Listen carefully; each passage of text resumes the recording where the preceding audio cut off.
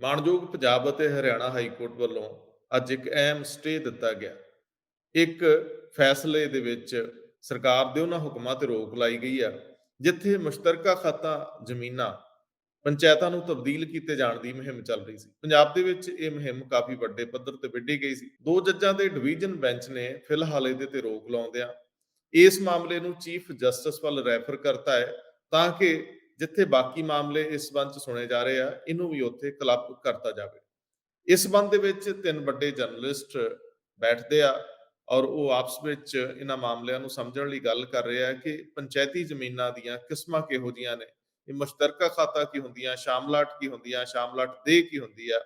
ਸੋ ਇਹ ਸਮਝਣ ਲਈ ਪੇਸ਼ ਕਰ ਰਹੇ ਆ ਇਹ ਬਹਿਸ। ਸ਼ਾਮਲਾਟ ਜ਼ਮੀਨਾਂ ਅੱਜ ਕੱਲ੍ਹ ਸ਼ਾਮਲਾਟ ਜ਼ਮੀਨਾਂ ਖੂਬ ਚਰਚਾ ਵਿੱਚ ਨੇ।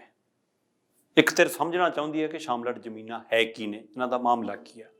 ਦੂਜੇ ਪਾਸੇ ਪਿੰਡਾਂ ਦੇ ਵਿੱਚ ਇਹ ਆਮ ਚਰਚਾ ਤੁਰਦੀ ਆ ਕਿ ਬਾਈ ਫਲਾਣੇ ਨੇ ਕਬਜ਼ਾ ਕਰ ਲਿਆ, ਫਲਾਣੇ ਤੋਂ ਸ਼ਾਮਲਾਟ ਜ਼ਮੀਨ ਤੇ ਕਬਜ਼ਾ ਛਡਾਉਣਾ। ਤੇ ਇੱਕ ਪਾਸੇ ਸਾਡੇ ਇਹ ਵੀ ਮੰਨ ਲਿਆ ਜਾਂਦਾ ਕਿ ਆ ਖਾਲੀ ਪਈ ਵਿਹਲੜ ਪਈ ਜ਼ਮੀਨ ਸ਼ਾਮਲਾਟ ਜ਼ਮੀਨ ਆ। ਤੇ ਦੂਸਰੇ ਪਾਸੇ ਲੋੜਵੰਦ ਧਿਰਾਂ ਇਹ ਲੋਚਦੀਆਂ ਨੇ ਕਿ ਸਾਨੂੰ ਸ਼ਾਮਲਾਟ ਦੇ ਵਿੱਚੋਂ ਸਾਡਾ ਬਣਦਾ ਹੱਕ ਮਿਲ ਜਾਵੇ, ਅਸੀਂ ਆਪਣਾ ਪਸ਼ੂ ਪਾਲ ਲਈਏ, ਅਸੀਂ ਆਪਣੇ ਕੋਈ 4 ਦਾਣੇ ਉਗਾ ਲਈਏ। ਤੇ ਦੂਸਰੇ ਪਾਸੇ ਪਹੁੰਚ ਵਾਲੀਆਂ ਧਿਰਾਂ ਇਹ ਵੀ ਸੋਚਦੀਆਂ ਨੇ ਕਿ ਸਾਡੀ ਇਹ ਕੈਟਾਗਰੀ ਬਣਦੀ ਹੈ, ਰਾਜਨੀਤਿਕ ਕੈਟਾਗਰੀ ਆ, ਪਹੁੰਚ ਵਾਲੀ ਕੈਟਾਗਰੀ ਆ, ਸਰਪੰਚੀ ਵਾਲੀ ਕੈਟਾਗਰੀ ਆ, ਲੰਬੜਦਾਰੀ ਵਾਲੀ ਕੈਟਾਗਰੀ ਆ, ਰਾਜਨੀਤਿਕ ਰਸੂਖ ਵਾਲੀ ਕੈਟਾਗਰੀ ਆ, ਪੈਸੇ ਵਾਲੀ ਕੈਟਾਗਰੀ ਆ, ਤੇ ਸ਼ਾਮਲਾਟ ਤੇ ਹੱਕ ਤਾਂ ਸਾਡਾ ਹੀ ਆ, ਕਬਜ਼ਾ ਅਸੀਂ ਕਰਾਂਗੇ।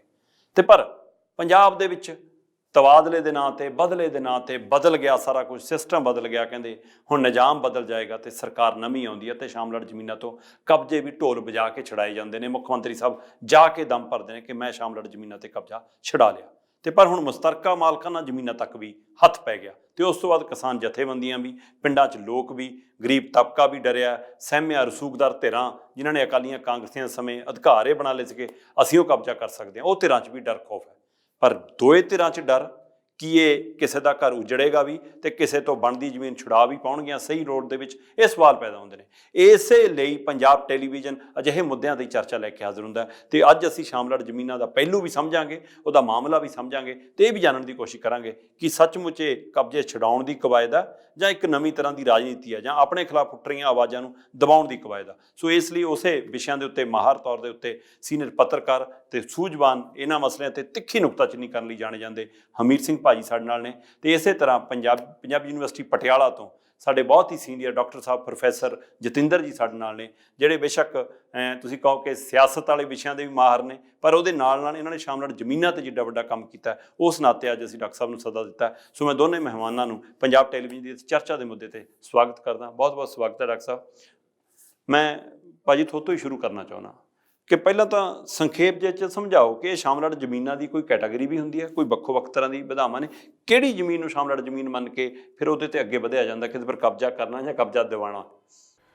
ਅਸਲ 'ਚ ਤਾਂ ਸ਼ਾਮਲਾਟ ਜ਼ਮੀਨਾਂ ਇੱਕ ਜ਼ਮਾਨੇ ਦੇ ਵਿੱਚ ਇਸ ਪਹੁੰਚ ਨੂੰ ਧਿਆਨ ਦੇ ਵਿੱਚ ਰੱਖ ਕੇ ਕੋਈ ਸਾਂਝੀਆਂ ਜ਼ਮੀਨਾਂ ਰੱਖੀਆਂ ਗਈਆਂ ਮੁਰੱਬੇਬੰਦੀਆਂ ਦੇ ਦੌਰਾਨ ਹੀ, ਕਿ ਪਿੰਡਾਂ ਦੇ ਵਿਕਾਸ ਦੇ ਲਈ, ਪਿੰਡਾਂ ਦੇ ਸਾਂਝੀਆਂ ਕੁਝ ਕੰਮਾਂ ਦੇ ਲਈ ਜ਼ਰੂਰਤ ਹੈ ਕੋਈ ਸਾਂਝੀਆਂ ਥਾਵਾਂ ਦੀ।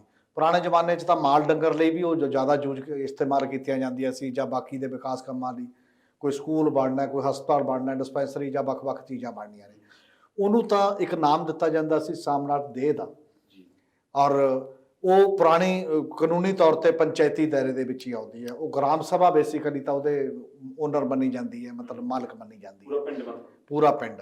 ਔਰ ਦੂਸਰੇ ਇੱਕ ਹੋਰ ਤਰ੍ਹਾਂ ਦੀ ਜ਼ਮੀਨ ਸੀ ਕਿ ਉਹ ਕੁਝ ਬੰਦਿਆਂ ਦੇ ਰਕਬਿਆਂ ਦੇ ਵਿੱਚੋਂ ਛੱਡੀ ਗਈ ਸਾਂਝੀਆਂ ਜ਼ਮੀਨਾਂ ਸੀ, ਕਿ ਇੱਕ ਪੂਰਾ ਰਕਬਾ ਸੀ, ਮੁਰੱਬੇਬੰਦੀਆਂ ਹੋਈਆਂ, ਕੁਝ ਹਿੱਸਾ ਥੋੜਾ ਥੋੜਾ ਉਹਨਾਂ ਨੇ ਸਾਂਝ ਵਾਸਤੇ ਸਾਂਝੇ ਕੰਮਾਂ ਲਈ ਛੱਡਤਾ ਕਿ ਇਹਨੂੰ ਆਪਾਂ ਸਾਂਝਾ ਕਰ ਲਾਂਗੇ, ਕੱਲ੍ਹ ਨੂੰ ਆਪਣੇ ਕੰਮ ਆਊਗੀ ਸਾਰੇ ਸਾਂਝੇ ਕੰਮਾਂ ਦੇ ਵਿੱਚ।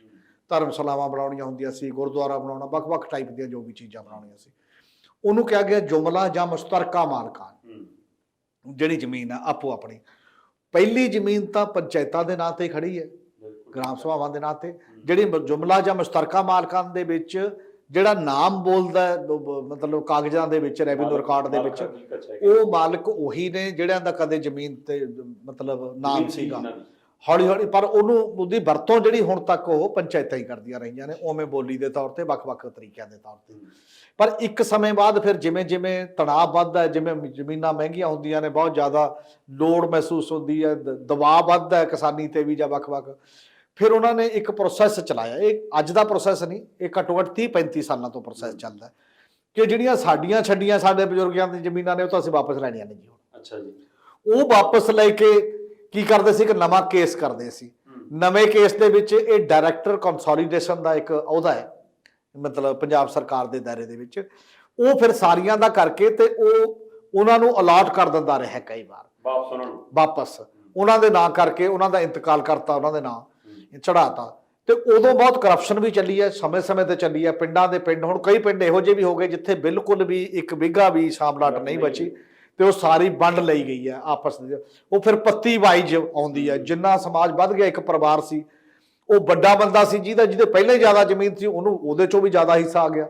ਕਿਸੇ ਨੂੰ 2 ਏਕੜ 10 ਏਕੜ, ਜਿਹੜੇ ਬਹੁਤ ਛੋਟੇ ਸੀ ਪਹਿਲਾਂ ਕਿਸੇ ਨੂੰ 2 ਮਰਲੇ ਆ ਗਈ, ਕਿਸੇ ਨੂੰ 10 ਮਰਲੇ ਆ ਗਈ, ਇਹ ਵੰਡੀ ਗਈ। ਇਹ ਤੇ ਫਿਰ ਬਹੁਤ ਰੌਲਾ ਵੀ ਚੱਲਿਆ, ਇੱਕ ਜਨਤਕ ਪ੍ਰਚਾਰ ਵੀ ਚੱਲਿਆ ਵੀ ਜੇ ਐਂ ਵੰਡ ਦਿੱਤੀਆਂ ਗਈਆਂ ਤਾਂ ਸਾਂਝੀਆਂ ਜ਼ਮੀਨਾਂ ਦਾ ਕੀ ਬਣੂਗਾ। ਫਿਰ ਤਾਂ ਸਾਰੀਆਂ ਵੰਡ ਦਿੱਤੀਆਂ ਜਾਣਗੀਆਂ ਜਿੱਥੇ ਸਾਮਲਾਟ ਦੇ ਬਿਲਕੁਲ ਨਹੀਂ ਹੈ। ਇਹ ਪ੍ਰੋਸੈਸ ਚੱਲਦਾ ਰਿਹਾ ਤੇ ਇਸੇ ਨਾਂ ਤੇ ਜਿੱਥੇ ਕਾਮਨ ਬੰਦਿਆਂ ਨੇ ਵੰਡੀ ਤਾਂ ਬਹੁਤ ਰਸੂਖਵਾਨ ਬੰਦਿਆਂ ਨੇ ਵੱਡੇ ਸ਼ਹਿਰਾਂ ਦੇ ਇਰਦ ਗਿਰਦ, ਉੱਥੇ ਉਹ ਜਿਹੜੇ ਬੰਦਿਆਂ ਨੂੰ ਪਤਾ ਨਹੀਂ ਸੀ ਭੋਲੇ, ਉਹਨਾਂ ਤੋਂ ਦਸਖਤ ਕਰਾ ਲਏ, ਅੰਗੂਠੇ ਲਵਾ ਲਏ, ਦੇ ਕੇ 10-10 ਹਜ਼ਾਰ ਰੁਪਇਆ, 5-5 ਹਜ਼ਾਰ ਵੀ ਤੇਰੀ ਜ਼ਮੀਨ ਹੈ, ਤੈਨੂੰ ਤਾਂ ਕਹਿੰਦੇ ਦੇਣੀ ਨਹੀਂ। ਆਪਾਂ ਆਪੀ ਉਹਦੇ ਚ ਫਿਰ ਵੱਡੇ ਫਾਰਮ ਬਣਾਉਣੇ ਸ਼ੁਰੂ ਕਰਤੇ, ਉਹਨੂੰ ਦੱਬ ਕੇ ਆਲੇ ਦੁਆਲੇ। ਚੰਡੀਗੜ੍ਹ ਦਾ ਜਸਟ ਕੁਲਦੀਪ ਸਿੰਘ ਕਮੇਟੀ ਦੀ ਰਿਪੋਰਟ ਜਿਹੜੀ ਹੈ ਉਹ ਇਹ ਦਰਸਾਉਂਦੀ ਹੈ ਸਾਨੂੰ ਕਿ 4 ਸਪੇਰੇ ਕਿਵੇਂ ਜਿਹੜੇ ਚਾਹੇ ਬਿਊਰੋਕਰੇਟ ਹੈ, ਚਾਹੇ ਪੁਲਿਸ ਅਫਸਰ ਹੈ, ਚਾਹੇ ਸਿਆਸਤਦਾਨ ਹੈ, ਉਹਨਾਂ ਨੇ ਕਿਵੇਂ ਦੱਬੀ ਹੈ ਉਹ ਜ਼ਮੀਨ, ਕਿਸ ਲੈਵਲ ਦੀ ਦੱਬੀ ਹੈ। ਇਹ ਇਸ ਜ਼ਮੀਨਾਂ ਦਾ ਰੌਲਾ ਹੈ ਹੁਣ ਤੱਕ ਜਿਹੜਾ ਚੱਲਦਾ ਜਾ ਰਿਹਾ ਹੈ ਕਿਸੇ ਨਾ ਕਿਸੇ ਰੂਪ ਚ। ਹੁਣ ਨਵਾਂ ਰੌਲਾ ਇਸ ਕਰਕੇ ਪੈਦਾ ਹੋਇਆ, ਇੱਕ ਸੁਪਰੀਮ ਕੋਰਟ ਦੀ ਜੱਜਮੈਂਟ ਆਈ ਹੈ ਅਪ੍ਰੈਲ ਦੇ ਮਹੀਨੇ ਦੇ ਵਿੱਚ, ਤੇ ਬਾਕੀ ਸਰਕਾਰਾਂ ਨੇ ਵੀ ਉਸੇ ਤਰੀਕੇ ਉਹ ਜੱਜਮੈਂਟ ਇਹ ਆ ਗਈ ਵੀ ਜ਼ਮੀਨ ਚਾਹੇ ਕਿਸੇ ਵੀ ਮਾਲਕੀ ਵਾਲੀ ਹੈ, ਮੁਸ਼ਤਰਕਾ ਮਾਲਕਾਨ ਵੀ ਹੈ, ਚਾਹੇ ਸ਼ਾਮਲਾਟ ਦੇ ਤਾਂ ਵੱਡੀ ਹੋ ਨਹੀਂ ਜਾ ਸਕਦੀ, ਉਹ ਸਾਰੀ ਦੀ ਸਾਰੀ ਹੁਣ ਕਿਸੇ ਦੇ ਨਿੱਜੀ ਨਾਂ ਨਹੀਂ ਹੋ ਸਕਦੀ। ਜੇ ਹੋਈ ਵੀ ਹੈਗੀ ਆ ਤਾਂ ਵੀ ਉਹ ਵਾਪਸ ਪੰਚਾਇਤਾਂ ਨੂੰ ਕੀਤੀ ਜਾਣੀ ਚਾਹੀਦੀ ਹੈ। ਉਹਨੂੰ ਆਧਾਰ ਬਣਾ ਕੇ ਹੁਣ ਵੱਖ-ਵੱਖ ਸਟੇਟਾਂ ਜਿਹੜੀਆਂ ਨੇ ਉਹ ਜ਼ਮੀਨਾਂ ਤੇ ਮਤਲਬ ਵਾਪਸ ਲੈਣ ਦਾ ਇੱਕ ਪ੍ਰਕਿਰਿਆ ਸ਼ੁਰੂ ਕੀਤੀ ਹੋਈ ਹੈ। ਮੈਂ ਇਹੀ ਫੈਸਲਾ ਸਾਹਿਬ ਤੁਹਾਤੋਂ ਵੀ ਸਮਝਣਾ ਚਾਹੁੰਦਾ ਜਤਿੰਦਰ ਜੀ ਕਿ ਜਿਹੜਾ ਹੁਣ ਸਰਕਾਰ ਨੇ ਮੁਹਿੰਮ ਚਲਾਈ ਹੈ ਕਿ ਮੁਸ਼ਤਰਕਾ ਮਾਲਕਾਨਾ ਜ਼ਮੀਨਾਂ ਅਸੀਂ ਪੰਚਾਇਤਾਂ ਨੂੰ ਦੇਣੀਆਂ ਨੇ, ਇਹ ਕਿੱਥੋਂ ਤੱਕ ਫਿਰ ਜਾਇਜ਼ ਕਦਮ ਹੈ? ਤੇ ਦੂਸਰੇ ਪਾਸੇ ਇੱਕ ਵੱਖਰੀ ਤਰ੍ਹਾਂ ਦੀ ਸ਼ਾਮਲਾਟ ਜ਼ਮੀਨਾਂ ਦੇ ਛਡਾਉਣ ਦੇ ਲਈ ਮੁੱਖ ਮੰਤਰੀ ਸਾਹਿਬ ਆਪ ਢੋਲ ਵਜਾਉਣ ਵੀ ਜਾਂਦੇ ਨੇ ਕਿ ਇਹ ਦੋਏ ਮਾਮਲੇ ਉਸੇ ਤਰ੍ਹਾਂ ਵੱਖੋ ਵੱਖਰੇ ਜਿਸ ਹਿਸਾਬ ਨਾਲ ਹਮੀਰ ਭਾਜੀ ਹੋਰੀ ਕਰੇ, ਜਾਂ ਦੋਵਾਂ ਨੂੰ ਸਰਕਾਰ ਇੱਕੋ ਨਜ਼ਰੀਏ ਤੋਂ ਦੇਖ ਰਹੀ ਹੈ? ਦੇਖੋ ਜੀ, ਮੈਂ ਕਿਉਂਕਿ ਮੈਂ ਥੋੜਾ ਜਿਹਾ ਰਾਜਨੀਤੀ ਵਿਗਿਆਨ ਨੂੰ ਪੜ੍ਹਾਉਣ ਦਾ ਵੀ ਹੈਗਾ ਤੇ ਪੜ੍ਹਦਾ ਵੀ ਹਾਂ, ਸੋ ਮੈਂ ਇੱਕ ਤਾਂ ਥੋੜੀ ਜੀ ਇਹਦੇ ਤੋਂ ਮਤਲਬ ਗੱਲ ਸ਼ੁਰੂ ਕਰਨ ਤੋਂ ਪਹਿਲਾਂ ਇੱਕ ਗੱਲ ਕਹਿਣੀ ਹੈ ਵੀ ਦਰਅਸਲ ਲੋਕਤੰਤਰ 'ਚ ਬਹੁਤ ਅਹਿਮ ਹੁੰਦਾ ਹੈ ਵੀ ਸਰਕਾਰਾਂ ਹਮੇਸ਼ਾ ਲੋਕਾਂ ਨਾਲ ਸੰਵਾਦ 'ਚ ਰਹਿਣ। ਲੋਕਾਂ ਦੀਆਂ ਸਮੱਸਿਆਵਾਂ ਕਿਸ ਕਿਸਮ ਦੀਆਂ ਨੇ, ਕਿੱਦਾਂ ਦੇ ਹੱਲ ਉਹ ਚਾਹੁੰਦੀਆਂ ਨੇ, ਉਹਨਾਂ ਨਾਲ ਲਗਾਤਾਰ ਡਾਇਲੋਗ, ਲਗਾਤਾਰ ਸੰਵਾਦ ਰਹੇ। ਕੋਈ ਵੀ ਸਰਕਾਰ ਜਦੋਂ ਲੋਕ ਚੁਣਦੇ ਨੇ ਉਹਨਾਂ ਨੂੰ ਵੋਟਾਂ ਪਾ ਕੇ, ਚਾਹੇ ਉਹ ਮੈਜੋਰਿਟੀ 'ਚ ਲਿਆਉਣ, ਚਾਹੇ 90 ਜਿਤਾਉਣ, ਚਾਹੇ 40 ਜਿਤਾਉਣ, ਉਹਦਾ ਮਤਲਬ ਇਹ ਨਹੀਂ ਹੁੰਦਾ ਵੀ ਉਹਨੇ ਹਰ ਜਿਹੜੀ ਆਉਣ ਵਾਲੀ ਨੀਤੀ ਹੈ ਉਹਦੇ ਤੇ ਮੋਹਰ ਲਾਤੀ ਹੋਵੇ। ਇਸ ਕਰਕੇ ਉਹ ਬਾਰ-ਬਾਰ ਸਰਕਾਰਾਂ ਨੂੰ ਲੋਕਾਂ ਕੋਲੇ ਜਾ ਕੇ ਉਹਨਾਂ ਦੀਆਂ ਸਮੱਸਿਆਵਾਂ ਨੂੰ ਸੁਣਨਾ ਚਾਹੀਦਾ ਹੈ, ਖਾਸ ਕਰਕੇ ਉਦੋਂ ਜਦੋਂ ਉਹ ਨੀਤੀਆਂ ਜਿਨ੍ਹਾਂ ਨੇ ਸਿੱਧਾ ਉਹਨਾਂ ਦੀਆਂ ਲੋਕਾਂ ਦੀਆਂ ਜ਼ਿੰਦਗੀਆਂ ਤੇ ਅਸਰ ਪਾਉਣਾ ਹੈ।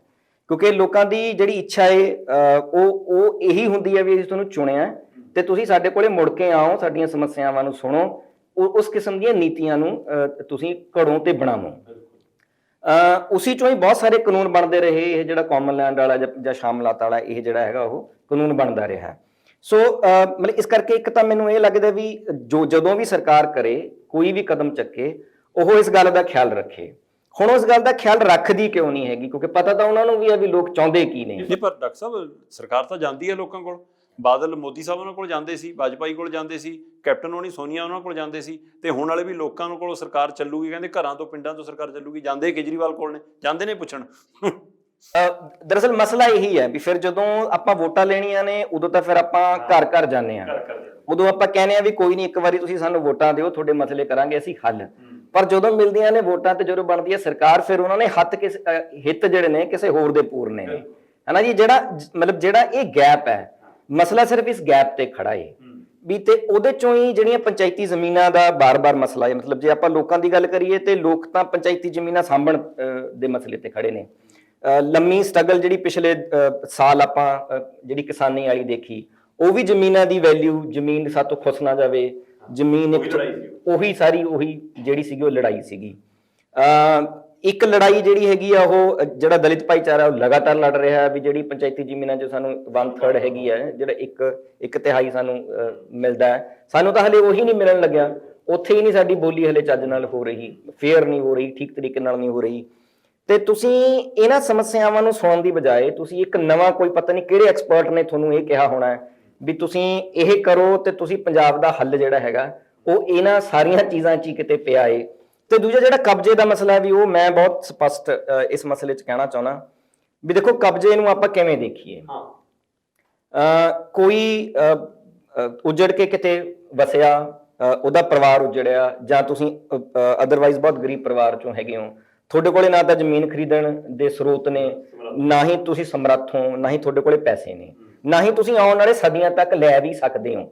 ਇਹ ਦੀ ਵੀ ਕੋਈ ਗਰੰਟੀ ਨਹੀਂ ਹੈਗੀ ਹੈ ਨਾ। ਮਤਲਬ ਪਰਿਵਾਰ ਨੇ ਜਿਹੜੇ ਖੇਤ ਮਜ਼ਦੂਰ ਰਹੇ ਨੇ, ਪਰਿਵਾਰ ਨੇ ਜਿਨ੍ਹਾਂ ਕੋਲੇ ਜ਼ਮੀਨਾਂ ਕਦੀ ਨਹੀਂ ਆਈਆਂ, ਪੁਸ਼ਤਾਂ ਤੱਕ ਨਹੀਂ ਆਈਆਂ, ਹੁਣ ਉਹਨਾਂ ਨੂੰ ਮੰਨ ਲਓ ਕੋਈ ਘਰ ਚਾਹੀਦਾ ਕਿਉਂਕਿ ਉਹਨਾਂ ਦੇ ਪਰਿਵਾਰ ਵੱਡੇ ਹੋ ਰਹੇ ਨੇ। ਹੁਣ ਉਹਨਾਂ ਨੂੰ ਇਹ ਲੱਗ ਰਿਹਾ ਵੀ ਯਾਰ ਇਹੀ ਇੱਕ ਸਾਡੀ ਜ਼ਮੀਨ ਹੈ। ਸਾਡੀ ਜ਼ਮੀਨ ਦਾ ਮਤਲਬ ਹੈ, ਇੱਕ ਵਾਰੀ ਪਹਿਲਾਂ ਨਾਰਾ ਲੱਗਿਆ ਜੋ ਜ਼ਮੀਨ ਸਰਕਾਰੀ ਹੈ ਉਹ ਜ਼ਮੀਨ ਹਮਾਰੀ ਹੈ। ਇਸ ਕਰਕੇ ਤੁਸੀਂ ਉਹ ਕਲੇਮ ਵੀ ਆਪਣਾ ਕਰਦੇ ਹੋ ਵੀ ਯਾਰ ਇਹ ਸਰਕਾਰ ਸਾਡੀ ਹੈ ਤੇ ਜ਼ਮੀਨ ਸਾਡੀ ਹੈ ਕਿਉਂਕਿ ਅਸੀਂ ਸਰਕਾਰ ਨੂੰ ਚੁਣਿਆ। ਸੋ ਇੱਕ ਤਾਂ ਹੈਗੇ ਨੇ ਉਹ ਲੋਕ ਜਿਹੜੇ ਇਹਨਾਂ ਹਾਲਤਾਂ ਚੋਂ ਉੱਥੇ ਆਪਣੇ ਦਾ ਹੱਕ ਭਾਲਦੇ ਨੇ ਤੇ ਉਹਨਾਂ ਨੂੰ ਹੱਕ ਉਹ ਮਿਲਣਾ ਚਾਹੀਦਾ ਹੈ। ਦੂਜੇ ਉਹ ਨੇ ਜਿਹੜੇ ਰਸੂਖਵਾਨ ਨੇ, ਜਿਨ੍ਹਾਂ ਕੋਲੇ ਪੈਸੇ ਨੇ, ਜਿਨ੍ਹਾਂ ਕੋਲੇ ਘਰ ਵੀ ਨੇ, ਜਿਨ੍ਹਾਂ ਕੋਲੇ ਸਾਰਾ ਪੈੜੀਆਂ ਵੀ ਨੇ, ਵੱਡੀਆਂ ਨੇ। ਇੱਕ ਉਹ ਨੇ ਵੀ ਕਿਉਂਕਿ ਇਹਦੀ ਮਤਲਬ ਤੁਸੀਂ ਪੰਚਾਇਤਾਂ ਨਾਲ ਗੰਢ ਧੁੱਪ ਕਰਕੇ ਜਾਂ ਅਧਿਕਾਰੀਆਂ ਨਾਲ ਗੰਢ ਧੁੱਪ ਕਰਕੇ, ਜਾਂ ਅਧਿਕਾਰੀ ਆਪ ਹੀ ਕਰ ਲੈਂਦੇ ਨੇ, ਕੋਈ ਦਾ ਦੱਸ ਦਿੰਦੇ ਨੇ, ਆਪ ਹੀ ਉਹ ਕਰ ਲੈਂਦੇ ਨੇ, ਆਪ ਵੀ ਕਬਜ਼ਾ ਕਰਦੇ ਨੇ। ਨਹੀਂ ਅਧਿਕਾਰੀ ਕਈ ਪਹੁੰਚ ਕਰ ਲੈਂਦੇ ਨੇ, ਜਿਹੜਾ ਬੰਦਾ ਕਬਜ਼ਾ ਕਰ ਸਕਦਾ ਉਹਦੇ ਤੱਕ ਆਪੇ। ਸੋ ਇੱਕ ਹੈਗਾ ਉਹ ਮਤਲਬ ਉਹਦਾ ਤੁਸੀਂ ਉਹਦੇ ਤੇ ਉਹਨੂੰ ਤੁਸੀਂ ਆਪਣੀ ਜ਼ਮੀਨ ਕਿਹਾ, ਮੈਂ ਕਬਜ਼ਾ ਉਹਨੂੰ ਮੰਨਦਾ ਜੀ। ਮੇਰੀ ਨਜ਼ਰ 'ਚ ਉਹ ਕਬਜ਼ਾ ਹੈ। ਮੇਰੀ ਨਜ਼ਰ 'ਚ ਉਹ ਕਬਜ਼ਾ ਨਹੀਂ ਆਉਂਦਾ ਜਿਹਦੇ ਚੋਂ ਕਿਸੇ ਗਰੀਬ ਬੰਦੇ ਨੇ ਸਰਕਾਰੀ ਜ਼ਮੀਨ ਤੇ। ਨਹੀਂ ਫਿਰ ਹੁਣ ਸਰਕਾਰ ਇਹਨਾਂ ਚੋਂ ਕਿਹੜਾ ਕਬਜ਼ਾ ਛਡਾ ਰਹੀ? ਸਰਕਾਰ ਦੇਖੋ ਮੈਨੂੰ ਲੱਗਦਾ ਵੀ ਇਹ ਜਿਹੜੀ ਧਾਰਾ ਜਾਂ ਜਿਹੜਾ ਨੋਟੀਫਿਕੇਸ਼ਨ ਉਹਨਾਂ ਨੇ ਲਿਆਂਦਾ ਹੈ, ਜਿਹੜੀਆਂ ਸਾਂਝੀ ਜ਼ਮੀਨਾਂ ਨੇ ਉਹਨੂੰ ਸਾਂਭਣ ਵਾਲਾ ਜਿਹੜਾ ਕਾਨੂੰਨ ਹੈ ਉਹਦਾ ਸੈਕਸ਼ਨ 2G 'ਚ ਉਹਨਾਂ ਨੇ ਜਿਹੜੀ ਚੇਂਜ ਕਰਕੇ ਇਹ ਕਿਹਾ ਹੈ ਵੀ ਜੇ ਪੰਚਾਇਤਾਂ ਨੂੰ ਆਪਾਂ ਮਾਲਕੀ ਦੇ ਦਿੰਦੇ ਆ ਫਿਰ ਪੰਚਾਇਤਾਂ ਉਹ ਜ਼ਮੀਨਾਂ ਛਡਾ ਲੈਣਗੀਆਂ। ਮੈਨੂੰ ਲੱਗਦਾ ਵੀ ਜਿਵੇਂ ਹਰਮੀਰ ਉਹਨਾਂ ਨੇ ਵੀ ਕਿਹਾ ਵੀ ਜਸਟਿਸ ਕੁਲਦੀਪ ਕਮੇਟੀ ਬਣੀ, ਜਸਟਿਸ ਕੁਲਦੀਪ ਕਮੇਟੀ ਆਪਣਾ ਟ੍ਰਿਬਿਊਨ ਅਖਬਾਰ ਨੇ 3 ਉਹਦੀਆਂ ਕਿਸ਼ਤਾਂ ਵੀ ਛਾਪੀਆਂ, ਨਾਲ ਛਾਪੀਆਂ, ਕਿਹਦੇ ਕੋਲੇ ਕਿੰਨੀ ਆ ਉਹ ਵੀ ਛਾਪੀ। ਉਹ ਤੋਂ ਪਹਿਲਾਂ 1977 ਤੇ ਹਰਚੰਦ ਸਿੰਘ ਕਮੇਟੀ ਬਣੀ, ਉਹਨੇ ਵੀ ਇਹ ਕਿਹਾ ਵੀ ਬਹੁਤ ਸਾਰੇ ਕਬਜ਼ੇ ਨੇ, ਇਹਨਾਂ ਨੂੰ ਛਡਾਓ। ਸੋ ਮੈਨੂੰ ਲੱਗਦਾ ਵੀ ਆਪਾਂ ਨੂੰ ਤਾਂ ਜਿਹਨੂੰ ਆਪਾਂ ਰਾਜਨੀਤਿਕ ਇੱਛਾ ਸ਼ਕਤੀ ਕਹਿੰਦੇ ਆ, ਪੋਲੀਟੀਕਲ ਵਿਲ ਕਹਿੰਦੇ ਆ, ਲੋੜ ਉਹਦੀ ਹੈ ਕਿਸੇ ਕਾਨੂੰਨ ਦੇ ਫੇਰ ਬਦਲ ਚੋਂ ਕਿਸੇ ਦੀ ਮਾਲਕੀ ਨੂੰ ਇੱਧਰ ਕਰਕੇ ਉੱਧਰ ਕਰਕੇ ਦਾ ਨਹੀਂ ਮਸਲਾ। ਨਾਲੇ ਆਪਾਂ ਨੂੰ ਪਤਾ ਹੈ ਵੀ ਪੰਚਾਇਤਾਂ ਸਰਪੰਚ ਕੰਮ ਕਿਵੇਂ ਕਰਦੇ ਨੇ। ਸਰਪੰਚ ਚਲਾਉਂਦਾ ਕਿ ਕੌਣ ਚਲਾਉਂਦਾ, MLA ਚਲਾਉਂਦਾ ਤੇ ਕੌਣ ਕਿਵੇਂ ਚਲਾਉਂਦਾ ਕਿਵੇਂ ਨਹੀਂ ਚਲਾਉਂਦਾ। ਹਮੀਰ ਭਾਜੀ ਇਹ ਕਹਿੰਦੇ ਕਿ ਇੱਕ ਪਾਸੇ ਉਹ ਲੋਕ ਨੇ ਜਿਨ੍ਹਾਂ ਨੂੰ ਲੱਗਦਾ ਕਿ ਸਾਡਾ ਹੱਕ ਬਣਦਾ, ਜ਼ਮੀਨ ਸਾਨੂੰ ਮਿਲਣੀ ਚਾਹੀਦੀ, ਦੂਜੇ ਪਾਸੇ ਉਹਨਾਂ ਜਿਹੜੇ ਰਸੂਖ ਨਾਲ ਉਹਨੂੰ ਹਥਿਆਉਂਦੇ ਨੇ। ਸਵਾਲ ਇੱਥੇ ਇਹ ਖੜਾ ਕਿ ਜਿਹੜੇ ਗਰੀਬ ਪਰਿਵਾਰ ਨੇ, ਮਜ਼ਦੂਰ ਪਰਿਵਾਰ ਨੇ, ਬੇਜ਼ਮੀਨੇ ਪਰਿਵਾਰ ਨੇ, ਉਹ ਦੋਹਰੀ ਲੜਾਈ ਲੜ ਰਹੇ ਨੇ। ਉਹ ਪਿੰਡ ਦੇ ਵਿੱਚ ਵੀ ਲੜਾਈ ਲੜ ਰਹੇ ਨੇ ਸੱਤਾਧਾਰੀ ਧਿਰ ਨਾਲ ਤੇ ਸਰਕਾਰ ਨਾਲ ਵੀ ਹੁਣ ਆਡਾ ਖੁੱਲ ਗਿਆ।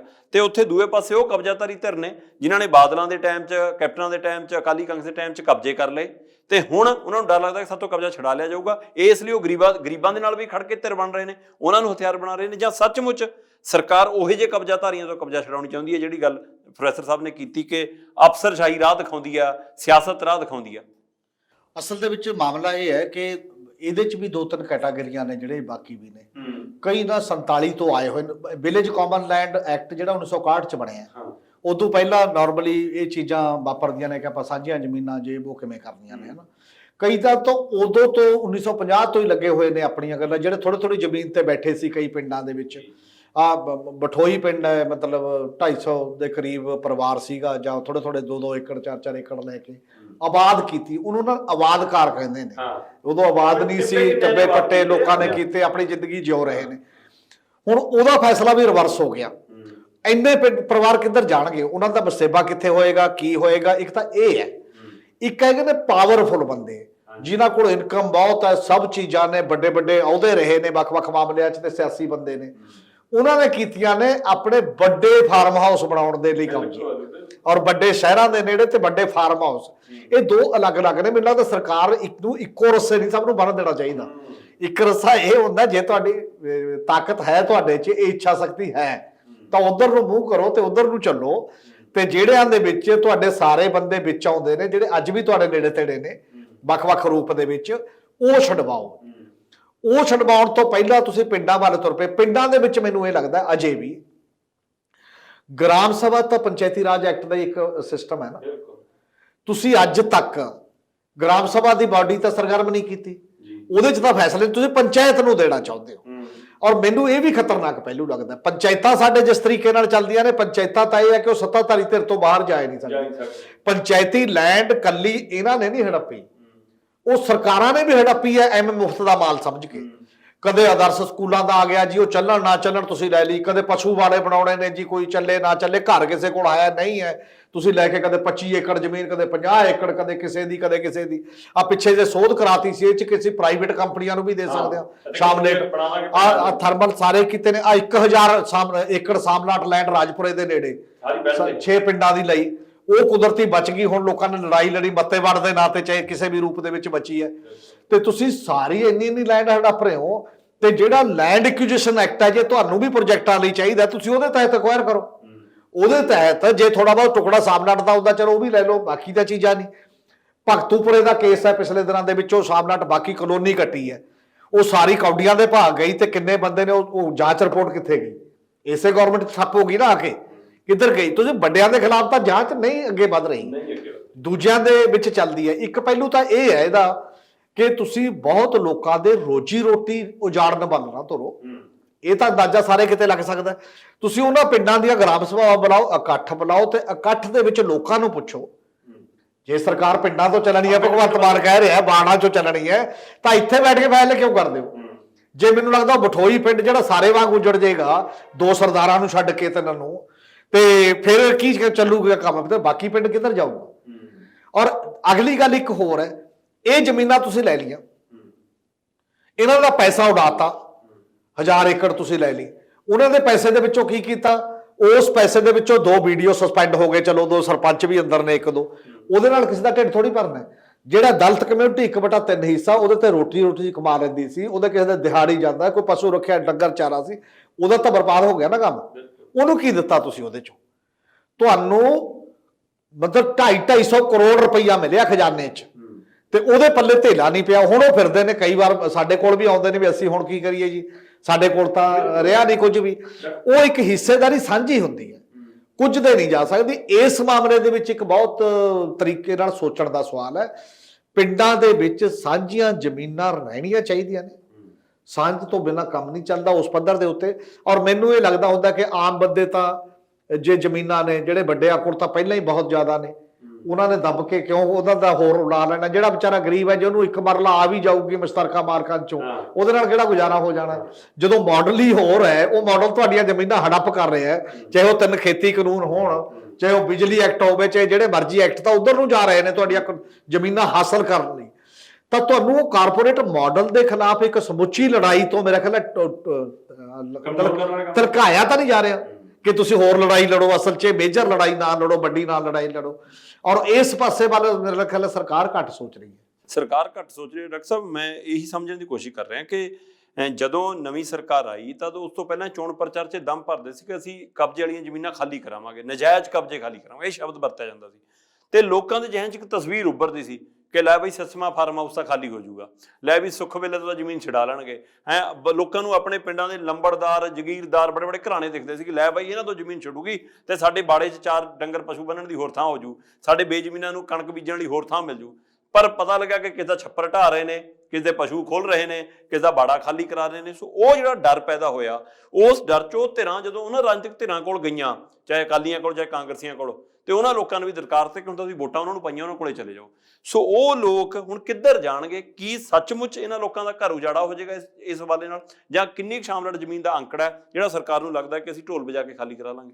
ਦੇਖੋ ਜੀ, ਮੈਨੂੰ ਤਾਂ ਇਹ ਲੱਗਦਾ ਵੀ ਮਤਲਬ ਜਦੋਂ ਲੋਕਤੰਤਰ ਨੂੰ ਤਾਂ ਲੋਕਾਂ ਨੇ ਸਾਂਭ ਰੱਖਿਆ, ਜਿੰਨੀ ਕੁ ਸਟਰਗਲ ਕਰ ਲੈਂਦੇ ਨੇ, ਜਿੰਨੇ ਕੁ ਸੰਘਰਸ਼ ਉਹ ਕਰ ਲੈਂਦੇ ਨੇ। ਸਰਕਾਰਾਂ ਨੇ ਤਾਂ ਮਤਲਬ ਕਿਸੇ ਹੋਰ ਦੇ ਉਹਦੀ ਚਾਕਰੀ ਕਰਨੀ ਆ, ਉਹ ਸਰਕਾਰ ਕੋਈ ਆ ਜੇ। ਇਸ ਕਰਕੇ ਜੇ ਕਿਤੇ ਬਚਿਆ ਲੋਕਤੰਤਰ ਹੈ ਤੇ ਉਹ ਲੋਕਾਂ ਦੇ ਸਿਰ ਤੇ ਹੀ ਬਚਿਆ। ਉਹ ਚਾਹੇ ਆਪਾਂ ਫਾਰਮਰ ਸਟਰਗਲ ਦੇਖ ਲਈਏ, ਚਾਹੇ ਹੁਣ ਲਗਾਤਾਰ ਦੇਖ ਲਈਏ, ਚਾਹੇ ਜਿਹੜੇ ਦਲਿਤਾਂ ਦੀਆਂ ਜਿਹੜੀਆਂ ਸੰਘਰਸ਼ ਨੇ, ਲੜਾਈਆਂ ਨੇ। ਇੱਕ ਤਾਂ ਮਸਲਾ ਇਹ ਹੈ। ਦੂਜਾ ਮਸਲਾ ਇਹ ਵੀ ਜੇ ਆਪਾਂ ਥੋੜਾ ਜਿਹਾ ਨੂੰ ਇਤਿਹਾਸ 'ਚ ਵੀ ਜਾ ਕੇ ਦੇਖੀਏ ਵੀ ਮਤਲਬ ਜ਼ਮੀਨ ਤੇ ਕਬਜ਼ੇ ਵਾਲਾ ਜਿਹੜਾ ਮਸਲਾ ਹੈ, ਤੇ ਜ਼ਮੀਨ ਦੇ ਕਬਜ਼ੇ 'ਚੋਂ ਜਿਹੜਾ ਮੁਨਾਫੇ ਦੀ ਜਾਂ ਜਿਹੜਾ ਰੀਅਲ ਐਸਟੇਟ ਦਾ ਜਿਹੜਾ ਖੜਾ ਹੋਣਾ ਹੈ, ਉਹ ਇੱਕ ਖਾਸਾ ਵੱਡਾ ਫੈਕਟਰ ਹੈ। ਜੇ ਆਪਾਂ 2014, 15, 16 ਦਾ ਜਿਹੜਾ ਉਹ ਲਾਈਏ, ਜਦੋਂ ਲੈਂਡ ਐਕੁਜੀਸ਼ਨ ਐਕਟ ਦੇ ਤਹਿਤ ਜਿਹੜੀ ਕੰਪਨਸੇਸ਼ਨ, ਮੁਆਵਜ਼ਾ ਤੇ ਪੁਨਰਵਾਸ 'ਚ ਉਹਨਾਂ ਨੇ ਬਦਲਾਅ ਕਰਨੇ ਸੀਗੇ ਵੀ ਜਿਹਦੇ 'ਚ 80% ਲੋਕਾਂ ਦੀ ਸਹਿਮਤੀ ਦੀ ਲੋੜ ਹੈ, 70% ਲੋਕਾਂ ਦੀ ਸਹਿਮਤੀ ਦੀ ਲੋੜ ਹੈ, ਉਹ ਜਦੋਂ ਬਦਲਣਾ ਸੀਗਾ ਉਹਦੇ ਖਿਲਾਫ ਇੱਕ ਲੰਮੀ ਜਿਹੜੀ ਉਹ ਆਪਣੀ ਪ੍ਰੋਟੈਸਟ ਚੱਲੀ, ਸਟਰਗਲ ਚੱਲੀ। ਦਿੱਲੀ ਆਏ, ਮਹਾਰਾਸ਼ਟਰ ਤੋਂ, ਬਾਕੀ ਸਾਰੇ ਜਗ੍ਹਾ ਤੋਂ, ਉਹ ਵੀ ਲੋਕਾਂ ਨੇ ਰੋਕਿਆ, ਉਹ ਵੀ ਉਹਨਾਂ ਦੇ ਸੰਘਰਸ਼ ਨੇ ਰੋਕਿਆ। ਸਰਕਾਰ ਨੂੰ ਕੰਨ ਹੋ ਗਏ ਵੀ ਯਾਰ ਨਹੀਂ, ਇਹ ਮਸਲਾ ਬਹੁਤ ਗੜਬੜ ਹੋ ਜਾਣਾ, ਸਾਨੂੰ ਇਹਦਾ ਰਾਜਨੀਤਿਕ ਨੁਕਸਾਨ ਵੀ ਹੋਏਗਾ। ਉਹ ਤੋਂ ਬਾਅਦ ਜੇ ਆਪਾਂ 2019 ਚ ਪੰਜਾਬ ਦੀ ਗੱਲ ਕਰੀਏ, ਇੱਕ ਨੋਟੀਫਿਕੇਸ਼ਨ ਜਾਰੀ ਹੋਇਆ ਸੀ, ਉਦੋਂ ਵੀ ਕਾਫੀ ਇਹਦੇ ਤੇ ਚਰਚਾ ਹੋਈ ਕਿ ਜਿਹੜੀਆਂ ਪੰਚਾਇਤਾਂ ਨੇ ਉਹ ਮਤਾ ਪਾਸ ਕਰਕੇ ਜਿਹੜਾ Punjab small industry and export ਜਿਹੜਾ ਆਪਣਾ ਕਮਿਸ਼ਨ ਹੈ, ਕਾਰਪੋਰੇਸ਼ਨ ਹੈ, ਉਹਨੂੰ ਉਹ ਦੇ ਦਿੱਤੀਆਂ ਜਾਣਗੀਆਂ। ਉਹ ਲੈਂਡ ਬੈਂਕ ਜੀ ਉਹ ਲੈਂਡ ਬੈਂਕ ਬਣਾਉਣਗੇ, ਲੈਂਡ ਬੈਂਕ ਦੇ ਜ਼ਰੀਏ ਉਹ ਵੇਚਣਗੇ ਜਿਹੜੇ ਵੱਡੇ ਕਾਰਪੋਰੇਟ ਨੇ ਜਾਂ ਕੰਪਨੀਆਂ ਨੇ। ਔਰ ਉਹਦੇ ਚੋਂ ਵੀ ਉਹਨਾਂ ਨੇ ਪੂਰੀ ਨਹੀਂ ਕੀਮਤ ਅਦਾ ਕਰਨੀ, ਉਹ ਸਿਰਫ 25% ਦੀ ਕੀਮਤ ਅਦਾ ਕਰਨੀ ਹੈ ਨਾ ਜੀ। ਫਿਰ ਉਹ ਬਾਕੀ ਦੀਆਂ 3 ਕਿਸ਼ਤਾਂ ਬਣਦੀਆਂ ਨੇ, 4 ਕਿਸ਼ਤਾਂ ਬਣਦੀਆਂ ਨੇ, ਉਹਦੇ ਹਿਸਾਬ ਨਾਲ ਉਹਨਾਂ ਨੇ ਦੇਣੀ ਹੈ। ਉਸ ਤੋਂ ਬਾਅਦ ਇਹ ਜਿਹੜੇ ਖੇਤੀ ਕਾਨੂੰਨ ਨੇ, ਇਹ ਖੇਤੀ ਕਾਨੂੰਨ ਵੀ ਜ਼ਮੀਨ ਹਥਿਆਉਣ ਦਾ ਮਸਲਾ ਲਗਾਤਾਰ ਚੱਲਦਾ ਰਿਹਾ।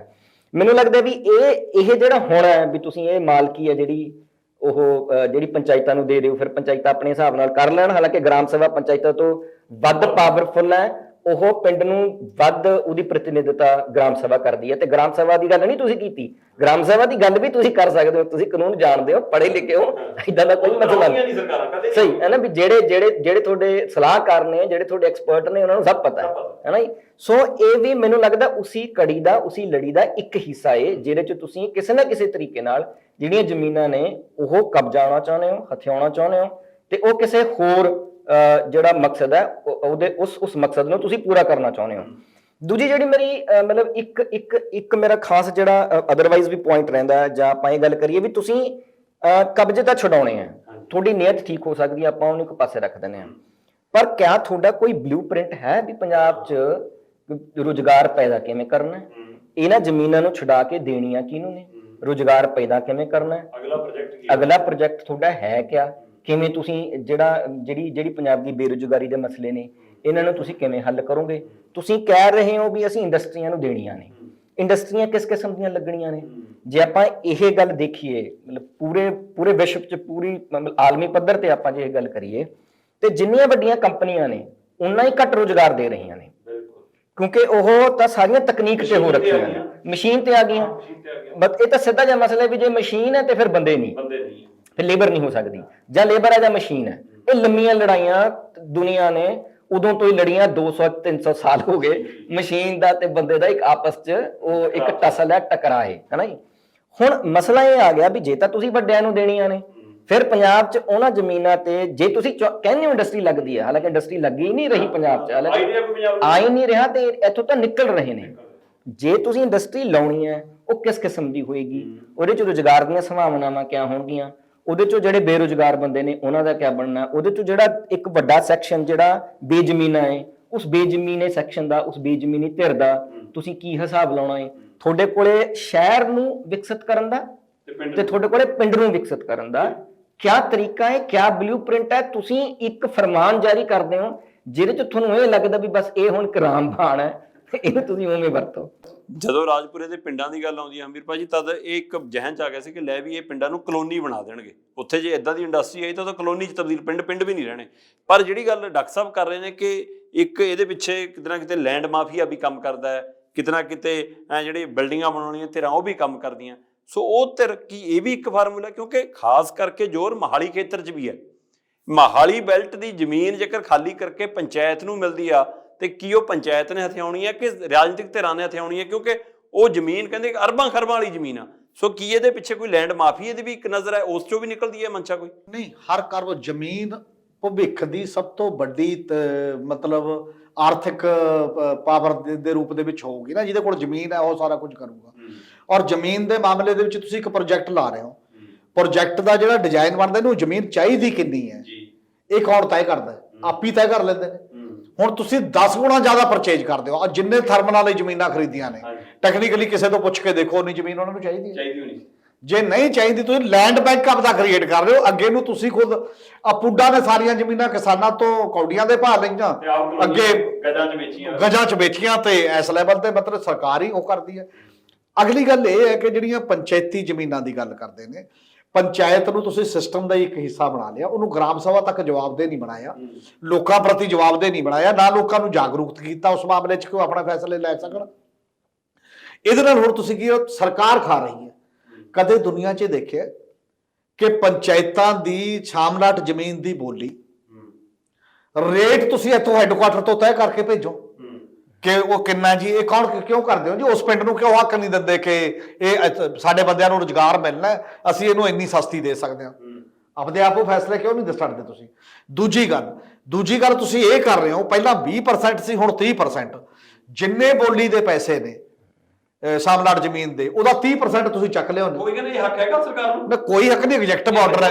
ਆਰਡਰ ਕਰਕੇ 450 ਕਰੋੜ ਇਤਕੀ ਬੋਲੀ ਦਾ ਆਇਆ। 450 ਕਰੋੜ ਦਾ 30% ਕਿੰਨਾ ਬਣਿਆ ਜੀ? ਮਤਲਬ ਸਰਕਾਰ ਨੇ ਪਿੰਡਾਂ ਨੂੰ ਦੇਣਾ ਹੁੰਦਾ ਕਿ ਪਿੰਡਾਂ ਤੋਂ ਲੈਣੇ? ਕਹਿੰਦੇ ਜੀ ਜਿਹੜੇ ਮੁਲਾਜ਼ਮ ਨੇ ਪੰਚਾਇਤੀ ਰਾਜ ਚ ਭਰਤੀ, ਉਹਨਾਂ ਨੂੰ ਤਨਖਾਹ ਦੇਣੀ ਹੈ। ਫਿਰ ਸ਼ਹਿਰਾਂ 'ਚ ਵੀ ਐਵੇਂ ਕਰ ਲਓ, ਕਿਸੇ ਤੋਂ ਲੈ ਲਓ ਵੀ ਜਿਹੜੇ ਮੁਲਾਜ਼ਮ ਨੇ ਉਹਨਾਂ ਨੂੰ ਤਨਖਾਹ ਦੇਣੀ ਹੈ, ਫਿਰ ਬਾਕੀ ਲੋਕਾਂ ਤੋਂ ਵੀ ਐਵੇਂ ਹੀ ਕਰ ਲਓ। ਮਤਲਬ ਪੇਂਡੂ ਤਰੀਕੇ ਨੂੰ ਤੁਸੀਂ ਇਹ ਸਮਝਦੇ ਹੋ ਵੀ ਇਹ ਕੌਣ ਨੇ ਪੰਚਾਇਤਾਂ, ਇਹ ਬੰਦੇ ਕੌਣ ਨੇ ਪਛੜੇ, ਇਹਨਾਂ ਨੂੰ ਕਿਹੜਾ ਪਤਾ ਲੱਗਣਾ ਹੈ? ਇਹ ਪੰਚਾਇਤਾਂ ਦੀ ਵੀ ਨਾ ਲੈ ਕੇ, ਪੰਚਾਇਤਾਂ ਦੇ ਵਿੱਚ ਦੇਖੋ ਗੱਲ ਇਹ ਹੈ ਵੀ ਲਗਭਗ 1 ਲੱਖ ਨੁਮਾਇੰਦਾ ਚੁਣਿਆ ਹੋਇਆ। ਉਹਦੇ 'ਚ 97,000 ਪੰਚ ਤੇ ਸਰਪੰਚ ਨੇ, ਪੰਚ ਨੇ ਜਿਹੜੇ, ਜਿਨ੍ਹਾਂ 'ਚੋਂ ਲਗਭਗ 48,000 ਬੀਬੀਆਂ ਨੇ। ਲਗਭਗ 13,000 ਦੇ ਕਰੀਬ ਸਾਡੇ ਕੋਲ ਸਰਪੰਚ ਨੇ, 13,327 ਨੇ ਬਲਕਿ। ਤੇ ਇਸ ਤਰੀਕੇ ਨਾਲ ਹੀ ਜ਼ਿਲ੍ਹਾ ਪ੍ਰੀਸ਼ਦ ਤੇ ਮੈਂਬਰ ਨੇ 3,000 ਦੇ ਕਰੀਬ, ਤੇ 327 ਦੇ ਕਰੀਬ ਸਾਡੇ ਜ਼ਿਲ੍ਹਾ ਪ੍ਰੀਸ਼ਦ ਨੇ 327 ਦੇ, ਤੇ 3,000 ਕਰੀਬ ਬਲਾਕ ਸੰਮਤੀਆਂ ਦੇ। ਇਹ 1 ਲੱਖ ਦੇ ਕਰੀਬ ਬਣਦਾ ਹੈ। ਔਰ ਉਹ 1 ਲੱਖ ਨੁਮਾਇੰਦਾ ਮੂੰਹ 'ਚ ਘੁੰਗਣੀਆਂ ਪਾ ਕੇ ਕਿਉਂ ਬੈਠਾ? ਉਹ ਆਪਣੇ ਅਧਿਕਾਰਾਂ ਲਈ ਕਿਉਂ ਨਹੀਂ ਲੜਿਆ? ਤੁਹਾਡੀ ਜ਼ਮੀਨ ਹੜੱਪੀ ਜਾ ਰਹੀ ਹੈ ਤੇ ਤੁਹਾਨੂੰ ਪੁੱਛਿਆ ਨਹੀਂ ਜਾ ਰਿਹਾ। ਉਹਦੇ ਕੋਈ ਹੋਰ ਆ, ਤੁਸੀਂ ਚੱਕ ਕੇ 30% ਦੇ ਦਿੰਦੇ ਹੋ ਜਦ ਉਹ ਕਹਿੰਦੇ ਨੇ। ਇਹ ਤੇ ਕੋਈ ਕਿਉਂ ਨਹੀਂ ਰੌਲਾ ਪਾਉਂਦੇ? ਉਹ ਤੁਸੀਂ ਪੰਚਾਇਤ ਯੂਨੀਅਨਾਂ ਬਣਾਈਆਂ ਹੋਈਆਂ ਨੇ, ਕਦੇ ਕੋਈ ਫਲਾਨਾ ਕੁਛ ਬਣਿਆ ਹੋਇਆ, ਉਹ ਕਿੱਧਰ ਗਿਆ? ਇਹਦਾ ਕਾਰਨ ਕੀ? ਉਹ ਰਾਜਨੀਤਿਕ ਧਿਰਾਂ ਨੇ ਕਾਣੇ ਕਰਤੇ। ਉਹਦਾ ਕਾਰਨ ਇਹੀ ਹੈ ਕਿ ਉਹ ਬਿਲਕੁਲ ਰੂਲ ਵੀ ਇਹੋ ਜਿਹੇ ਕੁਝ ਬਣੇ ਨੇ, ਕਾਣੇ ਕਰਤੇ। ਮੰਨ ਲਓ ਇੱਟਾਂ ਨੇ, ਹਾਂਜੀ, ਖਰੀਦਣੀਆਂ ਨੇ। ਇੱਟਾਂ ਖਰੀਦਣ ਦੇ ਮਾਮਲੇ ਦੇ ਵਿੱਚ ਜਿਹੜਾ ਸਵਾਲ ਬਣਾਇਆ ਦੁਨੀਆ ਭਰ 'ਚ ਹੈ, ਜੇ ਸਰਕਾਰ ਨੇ ਖਰੀਦ ਕਰਨੀ ਹੈ ਕੋਈ ਵੀ ਕਿਸੇ ਦਫ਼ਤਰ ਨੇ, ਉਹ ਜਾਂ ਟੈਂਡਰ ਫਲੋਟ ਕਰਦੀ ਹੈ ਜਾਂ ਕੋਟੇਸ਼ਨਾਂ ਲੈਂਦੀ ਹੈ। ਵੱਡੇ ਮਾਮਲਿਆਂ 'ਚ ਟੈਂਡਰ ਹੈ, ਇਹਦੇ 'ਚ ਇਹੋ ਜਿਹਾ ਕੁਝ ਵੀ ਨਹੀਂ। ਇੱਕ ਡੀਸੀ ਨੇ ਰੇਟ ਤੈਅ ਕਰਤਾ ਕਿ ਤੁਸੀਂ ਇੱਟ ਹੈ ਨਾ ਜਿਹੜੀ, ਇਹ ਇੰਨੇ ਤੋਂ 2,000 ਰੁਪਏ ਤੋਂ 3,000 ਰੁਪਏ ਤੋਂ ਵੱਧ ਨਹੀਂ ਖਰੀਦ ਸਕਦੇ। ਹੁਣ ਜਾਂ ਤਾਂ ਸਾਰੇ ਜਾ ਕੇ ਡੀਸੀ ਦੇ ਗਲ ਪਾਓ ਕਿ ਭਾਈ ਸਾਹਿਬ ਜਾਂ ਤਾਂ ਉਹਨੇ ਨੂੰ ਇੱਟ ਦਵਾ, ਜਾਂ ਤਾਂ ਡੀਸੀ ਦਵਾਵੇ। ਜੇ ਉਹਦਾ ਰੇਟ 1.5 ਗੁਣਾ ਹੈ ਤਾਂ ਉਹ ਸਰਪੰਚ ਨੂੰ ਸੈਕਟਰੀ ਕਹਿੰਦਾ ਵੀ ਚਲੋ ਜੀ ਇੱਧਰ ਉੱਧਰ ਕਰਕੇ ਕਰ ਲਾਂਗੇ, ਤੁਸੀਂ ਇੱਕ ਵਾਰ ਕੰਮ ਚਲਾਓ। ਜਾਲੀ ਬਿੱਲ ਇੱਕ ਪਵਾਇਆ, ਮੁੜ ਕੇ 5 ਸਾਲ ਐਕਸਪਲਾਈਟ ਹੁੰਦਾ। ਅੰਦਰ ਸਰਪੰਚ ਹੁੰਦਾ, ਦੂਜਾ ਨਹੀਂ ਹੈ। ਤੁਸੀਂ ਪ੍ਰਿੰਸੀਪਲੀ ਐਜ ਏ ਆਰਡਰ ਤੁਸੀਂ ਇਹ ਕਿਉਂ ਨਹੀਂ ਕਹਿੰਦੇ ਕਿ ਬਾਕੀ ਫਾਰਮੂਲਾ ਤੁਹਾਡੇ ਤੇ ਲਾਗੂ, ਤੁਸੀਂ ਕੋਟੇਸ਼ਨਾਂ ਲੈ ਲਓ ਤੇ ਜਾਂ ਤੁਸੀਂ ਟੈਂਡਰ ਕਾਲ ਕਰ ਲਓ, ਜੇ ਵੱਡਾ ਕੰਮ ਹੈ ਭਾਈ ਤੁਸੀਂ ਆਪਣੇ ਖਰਚੇ ਐਵੇਂ ਚਲਾਓਗੇ। ਇਹ ਸਾਰੇ ਮੁੱਦੇ ਹੀ ਸਿਸਟਮ ਦੇ ਫਾਲਟ ਦੇ ਵਿੱਚ ਔਰ ਜਾਣਬੁੱਝ ਕੇ ਕਰਪਟ ਕਰਕੇ ਆਪਣੇ ਨਾਲ ਜੋੜਨ ਦਾ ਹਿੱਸਾ ਹੈ ਜਿਹੜਾ ਇਹ ਸਾਰੇ ਮਾਮਲੇ ਦੇ ਵਿੱਚ। ਇਹਨੂੰ ਸੋਚਣ ਦਾ ਸਵਾਲ ਹੈ ਬਹੁਤ ਵੱਡੇ ਪੱਧਰ ਤੇ ਇੱਕ ਪਿੰਡਾਂ ਦੇ ਵਿੱਚ ਪਿੰਡ ਨੂੰ ਖਤਮ ਕਰਕੇ ਕਿ ਲੈਂਡ ਪਿੰਡ ਦੇ ਵਿੱਚ ਪਈ ਹੈ, ਉਹਦੀ ਕਾਮਨ ਲੈਂਡ ਖਤਮ ਕਰ ਦਿਓ ਬਿਲਕੁਲ, ਤੇ ਉਦੋਂ ਬਾਅਦ ਉਹ ਕਿਤੇ ਜਾਣ ਜੋਗਾ ਨਾ ਰਹੇ। ਫਿਰ ਉਹ ਜਿਹੋ ਜਿਹੀ ਸਲਮ ਬਣ ਜਾਊਗਾ, ਜਿਵੇਂ ਸ਼ਹਿਰੀ ਸਲਮ ਬਣਦੇ ਨੇ ਤੇ ਪਿੰਡ ਨੂੰ ਵੀ ਤੁਸੀਂ ਸਲਮ ਬਣਾ ਦਿਓ। ਔਰ ਜਿੰਨੇ ਵੀ ਲੋਕ ਨੇ, ਬਲਕਿ ਉਹਦੇ ਤੇ ਜੇ এনवायरमेंट ਵੀ ਬਚਣਾ ਨਾ, ਤਾਂ ਜਿਹੜੇ ਬੂਟੇ ਵੀ ਲੱਗਣਗੇ, ਬਾਕੀ ਜ਼ਿਆਦਾ ਸਾਰਾ ਕੁਝ ਇਹ ਵੀ ਮੈਨੂੰ ਲੱਗਦਾ ਸ਼ਾਮਲਾਟ ਜ਼ਮੀਨਾਂ ਹੀ ਉਹਨੂੰ ਜ਼ਿਆਦਾ ਕਰ ਸਕਦੇ ਨੇ ਠੀਕ ਤਰੀਕੇ ਨਾਲ। ਔਰ ਤੁਸੀਂ ਗਰੀਬ ਨੂੰ ਬਿਲਕੁਲ ਨਹੀਂ ਦਿੰਦੇ, ਦੂਜੇ ਨੂੰ ਜਿੰਨੀ ਪਾਵਰ ਹੁੰਦੀ ਹੈ ਨਾ ਉਹਦੀ ਗੱਲ ਸੁਣੀ ਜਾਂਦੀ ਹੈ, ਦੂਜੇ ਦੀ ਨਹੀਂ। 1/3 ਜ਼ਮੀਨ ਦਾ ਮਾਮਲਾ ਹੈ। ਮੈਂ ਇਸੇ ਗੱਲ ਤੇ ਆਉਣਾ, ਅੱਜ ਤੱਕ ਅਫਸਰ ਕਿਉਂ ਨਹੀਂ ਟੰਗੇ ਗਏ ਕਿ ਤੁਸੀਂ ਵਾਜਬ ਲੋਕਾਂ ਨੂੰ ਕਿਉਂ ਨਹੀਂ ਦਿੰਦੇ? ਬਿਲਕੁਲ, ਮੈਂ ਡਾਕਟਰ ਸਾਹਿਬ ਇਸੇ ਗੱਲ ਤੇ ਆਉਣਾ ਚਾਹੁੰਦਾ ਕਿ ਸਰਪੰਚ ਕੋਲ ਇਹ ਅਖਤਿਆਰ ਹੈ ਜਾਂ ਪਿੰਡ ਦੀ ਗ੍ਰਾਮ ਸਭਾ ਕੋਲ ਇਖਤਿਆਰ ਹੈ ਕਿ ਜਿਹੜਾ ਤੀਜਾ ਹਿੱਸਾ ਬਣਦਾ ਹੈ ਸ਼ਾਮਲਾਟ ਦਾ, ਉਹ ਦਲਿਤ ਭਾਈਚਾਰੇ ਨੂੰ, ਆਰਥਿਕ ਤੌਰ ਤੇ ਕਮਜ਼ੋਰ ਵਰਗ ਨੂੰ ਜਾਂ ਬੇਜ਼ਮੀਨੇ ਲੋਕਾਂ ਨੂੰ ਦੇਣਾ ਹੈ। ਉਹ ਪੂਰਾ ਨਹੀਂ ਮਿਲਦਾ। ਪਰ ਜਦੋਂ ਰਾਜਨੀਤਿਕ ਪਾਰਟੀਆਂ ਦਾ ਹੁਕਮ ਆਉਂਦਾ, ਉਹਨਾਂ ਦੇ ਕਿਸੇ ਤੇ ਪਲਾਟ ਵੀ ਦੇ ਦਿੰਦੇ ਨੇ। ਉਹ ਵੀ ਇਸੇ ਲਈ ਕਿ ਸਾਨੂੰ ਵੋਟ ਪਵੇ, ਉਹ ਵੀ ਵੋਟ ਬੈਂਕ ਦੀ ਰਾਜਨੀਤੀ ਹੈ। ਅਕਾਲੀਆਂ ਦੇ ਕਾਂਗਰਸੀਆਂ ਦੇ ਟਾਈਮ ਅਜਿਹਾ ਵੀ ਹੋਇਆ ਕਿ ਇਹਨਾਂ ਧਿਰਾਂ ਨੂੰ ਇਹ ਕਹਿ ਕੇ ਦਰਸਾ ਕੇ ਦਿੱਤਾ ਗਿਆ, ਸਰਪੰਚ ਦਾ ਘਰੇ ਬੁਲਾ ਕੇ ਪੈਨਸ਼ਨ ਦਿੰਦੇ ਹੁੰਦੇ ਸੀ, ਹਾਂ ਤੱਕ ਦਿਖਾ ਕੇ ਜਿਵੇਂ ਅਸੀਂ ਆਪਣੀ ਜੇਬ ਚੋਂ ਦੇ ਰਹੇ ਹਾਂ। ਕਿ ਉਹ ਰਾਜਨੀਤੀ ਤੇ ਉਸ ਸਮੇਂ ਦਿੱਤੀ ਗਈ ਜ਼ਮੀਨਾਂ ਚਾਹੇ ਵੋਟਾਂ ਦੇ ਲਈ ਸੀ ਤਾਂ ਵੀ ਕੁਝ ਜ਼ਮੀਨਾਂ ਮਿਲੀਆਂ ਗਰੀਬ ਲੋਕਾਂ ਨੂੰ, ਉਹਨਾਂ ਦਾ ਸਹਾਰਾ ਬਣੀਆਂ। ਅੱਜ ਉਹ ਜ਼ਮੀਨਾਂ ਨੂੰ ਵੀ ਖਤਰਾ ਤੇ ਵੋਟ ਦੀ ਰਾਜਨੀਤੀ ਨੂੰ ਵੀ ਖਤਰਾ। ਤੇ ਫਿਰ ਉਹ ਭਾਈਚਾਰਾ ਕਿਹਦੇ ਸਿਰ ਤੇ ਲੜੇਗਾ ਕਿ ਹੁਣ ਅਕਾਲੀਆਂ ਕੰਨੀ ਨੂੰ ਜਾਵੇ, ਕਾਂਗਰਸੀਆਂ ਕੰਨੀ ਨੂੰ ਜਾਵੇ, ਜਾਂ ਉਹਨਾਂ ਕੰਨੀ ਜਾਵੇ ਜਿਨ੍ਹਾਂ ਨੂੰ ਇਸ ਵਾਰ ਵੋਟ ਪਾ ਕੇ ਗਲਤੀ ਕਰ ਲਈ। ਦੇਖੋ ਜੀ, ਮਤਲਬ ਜਦੋਂ ਇਹ ਬਾਈਪੋਲ ਹੋਣੀ ਸੀ ਆਪਣੀ ਲੋਕ ਸਭਾ ਵਾਲੀ, ਜੀ ਆਪਣਾ ਸੰਗਰੂਰ ਵਾਲੀ, ਤੇ ਉਦੋਂ 2 ਦਿਨ ਜਿਹੜੀਆਂ ਖੇਤ ਮਜ਼ਦੂਰ ਯੂਨੀਅਨਸ ਨੇ ਉਹਨਾਂ ਦਾ ਧਰਨਾ ਲੱਗਿਆ ਕੋਠੀ ਦੇ ਅੱਗੇ, ਉਹਨਾਂ ਦੀ ਰਿਹਾਇਸ਼ ਦੇ ਅੱਗੇ। ਤੇ ਉਦੋਂ ਉਹਨਾਂ ਨੇ ਮਤਲਬ ਇਹ ਗੱਲ ਬਾਰ-ਬਾਰ ਕਹੀ ਵੀ ਜਦੋਂ ਮਤਲਬ ਉਦੋਂ ਤੁਸੀਂ ਸਾਡੇ ਨਾਲ ਇਹ ਵਾਅਦਾ ਕੀਤਾ ਸੀ ਵੀ ਤੁਹਾਡੀ ਜਿੰਨੀਆਂ ਵੀ ਸਮੱਸਿਆਵਾਂ ਨੇ, ਜਿੰਨੇ ਵੀ ਮਸਲੇ ਨੇ ਉਹ ਅਸੀਂ ਹੱਲ ਕਰਾਂਗੇ, ਤੇ ਤੁਸੀਂ ਹੁਣ ਆਪਣੇ ਵਾਅਦਿਆਂ ਤੋਂ ਮੁੱਕਰ ਰਹੇ ਹੋ। ਇਸ ਕਰਕੇ ਮੈਨੂੰ ਲੱਗਦਾ ਉਸੀ ਚੋਂ ਹੀ ਜੋ ਅਸੀਂ ਉਹਦੇ ਨਤੀਜੇ ਦੇਖੇ। ਸੋ ਮੈਨੂੰ ਲੱਗਦਾ ਵੀ ਲੋਕ ਤਾਂ ਆਪਣੇ ਤੌਰ ਤੇ ਜਿੰਨੀ ਉਹਨਾਂ ਦੀ ਸਮਰੱਥਾ ਹੈ, ਉਹ ਚਾਹੇ ਵੋਟ ਦੇ ਜ਼ਰੀਏ ਆਪਣੀ ਗੱਲ ਨੂੰ ਪਹੁੰਚਾਉਣਾ ਹੋਵੇ, ਚਾਹੇ ਸੰਘਰਸ਼ ਦੇ ਜ਼ਰੀਏ ਆਪਣੀ ਗੱਲ ਨੂੰ ਪਹੁੰਚਾਉਣਾ ਹੋਵੇ, ਉਹਨਾਂ ਨੂੰ ਇੱਕ ਗੱਲ ਦਾ ਬਹੁਤ ਅਹਿਸਾਸ ਹੈ ਵੀ ਇਹ ਵੀ ਵੋਟ ਪਾ ਕੇ ਦੇਖ ਲਏ, ਬਾਕੀਆਂ ਨੂੰ ਵੀ ਅਸੀਂ ਵੋਟ ਪਾ ਕੇ ਦੇਖ ਲਿਆ।